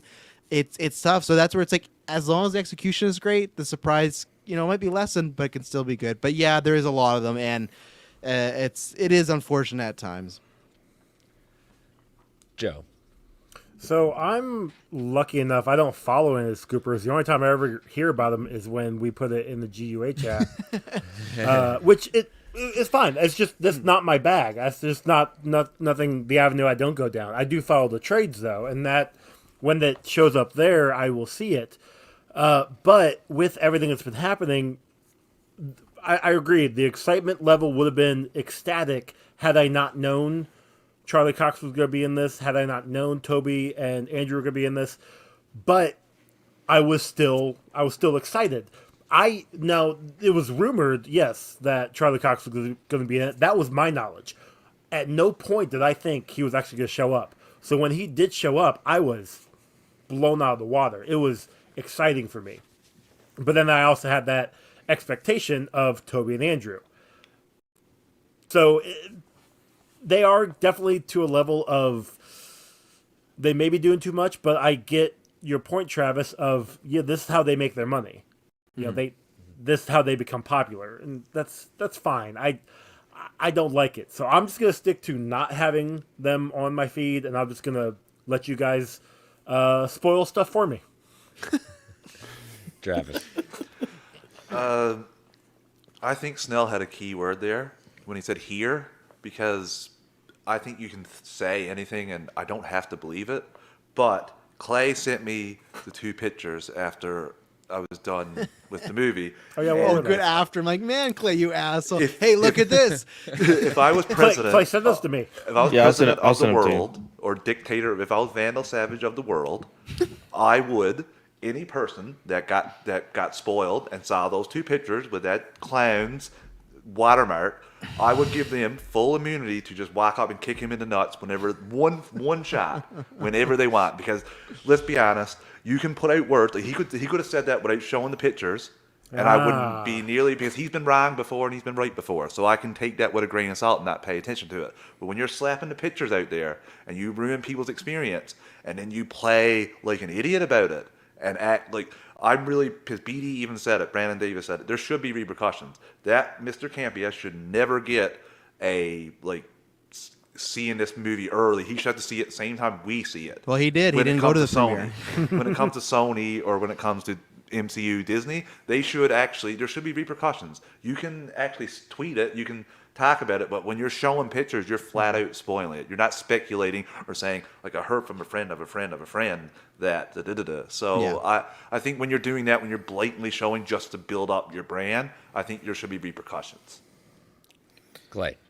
I'm going to be the exact opposite of my co-host for DCA because he does not realize the fact that we wouldn't have a show without these scoopers. I'm not saying that. I'm just saying them showing the That's so pictures, Clay. true. I'm not saying no, they can and scoop. we are still looking for scraps with They those can scoops. scoop. They can scoop, but they're spoiling. Scooping and spoiling, yeah. I think, are Well, different. But that's the question. yeah. Are the scoopers out of hand with the fact that they are doing these scoops? Because we, as the fans, take them out of, either context or proportion and blow them out of the water I don't 9 know, times out of 10. Seeing both Seeing the Andrew pictures, and no. Garfield, or Andrew and Toby stand there with Tom. That's not really taking anything out of No, of that's proportion. ruining That's and oh, But look, again- they're in the experience film. for people. But You said that again- in words, that's different than just seeing it there, Clay, I think. Well, I'm not saying it hurts, but because it still was exciting, but it does take the shock value of it out But of again, the movie. like we reiterated immediately after those pictures like surfaced on Twitter and on the internet, like our chat died for like a week. Died. Like there was no conversation hardly ever. And like, yes, there's those consequences, but when you look at everything else, like that was the hot topic for a good week. And I mean, that's like, I had already seen them. So I'm like, I'm in the thick of it here. I can't really like forget about it. So I'm just going to live here and see how everybody's reacting to this. So Yeah. I held on to that, like biting my tongue the entire time. I was the same way. I saw them not by choice. I followed some fucking Twitter account just called Marvel News that decided to tweet these out. I was like, that is not Marvel News. So I did unfollow them after. But I would block that account if I were well, I you. did. No, it's gone now. But at the same point, it's like it's like Chris talks about. Until you see the moment in HD or anything like that, it still hit me. And it's also like, I'm like not gonna lie. At that point, so many people said Tobey and Andrew in the movie. Even if I didn't see the picture, I was like, okay, they're in this movie. You know, there's still not the knowing, but it's just like there's enough people that were like saying it. But I'm with Hines where I think there is levels. I think the showing of actual footage or photos that is behind a studio, I think that is too much. Because I think it's fine to say, oh, I heard, to literally, it is, hey, you might get a PlayStation for Christmas, and then versus your parents opening up saying, look, you got a PlayStation for Christmas. You go, oh, okay. Like that, there's some mystery left out. So that's where I feel like So- there is differences. So question, because there was an old picture that surfaced that was clearly true. I'm just curious if The Defoe one? no, not the Defoe one. Oh, I saw Chris and Brent, did you guys see the picture of Andrew Garfield against the blue screen? Yeah, with the pipes. Yeah, I saw that one. Like, With a little bit of video too. Yeah, Yeah. I saw it. And that kind of gets into my point where, and Brent said it, and I agree with it in the sense of like, yes, okay, our show also deals with the rumors and stuff like that. That's one thing. We could But still we- have a show without it. We have plenty of content. Yeah, yes, I know, Brent. Yes, I know. but the idea of what are you willing to put yourself and wanting to learn about at that point, that's my limited sense of, okay, we're putting out there, okay, we're hearing these rumors, we're hearing the speculation, things like that. But yeah, the line is, I don't want to see out of context images. I don't want to see Andrew Garfield in costume mouthing something at that point against the blue screen, But I also have to take personal responsibility on what I follow and what I do and what I'm willing to see and what I don't willing to see and talk about. So, and that's where it kind of goes down to, yes, that's how they make their living, so be it. Do I agree with some of their methods? Yes. Do I disagree with some of other people's methods? Yes. But that's kind of where we're at. Are they going to go away? No. Are they going to continue to overshare? Yes. And that's just the world we live in. So, but I did forget one thing. and we'll have to do it right here now. Where does this movie rank in your MCU? Who wants I to will take say, first? I told Abby as soon as we left, that was my second viewing. I said it is anywhere between 9 and, let's see here, 8, 9, 10, 11, 12. 9 and 8. Is that what I heard? No, 9 and 12. 9 and 12. In the midst of our conversation, I moved it up. It is number 3. Okay. As I said earlier, 2 for me. The only reason I think it has similar highs as Endgame. It's just Endgame. I have a little few less cons. If I were to line up all my little nitpicks with both movies, I have a few more with this one than I do Endgame. But it's one of those I feel like you could ask me on a Wednesday, I'd be like, oh, it's No Way Home. And again, there's difference between my list is a favorite list. A best list, I have Black Panther at number 1. I still think that's the best made MCU movie. But my favorites, this is number 2 for me, and I guess for Spider-Man movies too, it's probably number. It's tough. I mean, you have to do a double feature one day of this and Spider-Verse, and then get back to you. But that is a murder's row of a 1 and 2 right there. So I'll agree with you on that one with the Spider-Man movies. It's 1 and 2 with Spider-Verse. Any day can switch. yeah, MCU, number 1 all the way. This was an amazing film. I loved it from start to finish. The downside is my girlfriend went with her today. She's only ever seen the original Spider-Man, so she hadn't seen 2 or 3 or any of Garfield's. So she knew how That's a important lot of homework to do. Yeah. All the Infinity knew- Saga plus all the Spider. how important the characters were. I mean, she has seen Homecoming and Far From Home. She's seen all the MCU stuff, Yeah. but she was just like, "Yeah, it was an okay movie. It was fine." And I'm over here like, "That was like the best movie ever." What? No, number 1 for me. It's top of my list right now. wow. Hi, Joe, my girlfriend had the same face when I was trying to explain to her how amazing the movie was when I comment. got home. I was like, I can't even. I tried to talk to her a couple of times and would just turn around and walk away. I'm like, I can't even talk to you about it because I don't want to spoil it. But you probably will never watch it. I don't know. So all I want to say is move over Winter Soldier. There's a new number 1 on my list. And it's Shang-Chi. This movie. Brent. I really struggled with where to put this, and I still don't necessarily feel like it's set in stone. But I did the same as Snell, and I've got it slotted in at number 2 right now. So that's where I'm sitting at it. We'll see after a couple more viewings and with a little more time passing. It was basically the numbers 2 through 4 slot. Like that's where it was going to be. So it's not going to drop lower than those, but I guess technically it could have been number 5 in that case, but like that's where it is. I knew for sure top 4, top 5. It was just a question of where, and I didn't want to put it in front of Endgame because I don't think it's quite there. But damn, it's a good movie. So we got a number 2 right now. Do you think you'll see it more than Endgame? I just had to ask that because No, I thought you saw it. definitely won't. Okay. Too much Christmas stuff. Too much. Yeah. Like keep getting. You would think it'd be easier because I work That's in what I education and I have time off. But oh yeah, my kids have time off also, and so then that just puts a lot more. I have. No. No, I'd like to kidding, enjoy I'm it. kidding. I have tickets for Sunday night, but they're not set in stone. They're more of a if it works out and I can go, great. If not, I'll just cancel them. And then I've kind of eyeing Monday morning as well, but that's again not set in stone. And that one will have to be at a theater about 20 minutes from my house because my theater doesn't have early enough screenings for other appointments and responsibilities I have in the afternoon. Well, my ranking, I've struggled with this. It is top 5. It did not take over the number 1 spot. That's still Captain America: The Winter Soldier. It did not take over the number 2 spot. That is still Black Panther for very specific reasons about what I love about those movies and what they do. It was tied at number 3 with Endgame. However, I'm slotting it in at number 4 because, and I finally come to the conclusion of what Endgame brought in bringing all those films into a movie of that magnitude, bringing that in. I'm not saying this didn't have the same kind of effect. It does have similar effects, but I just think there's something that Endgame is able to do, that does not make it comparable to No Way Home.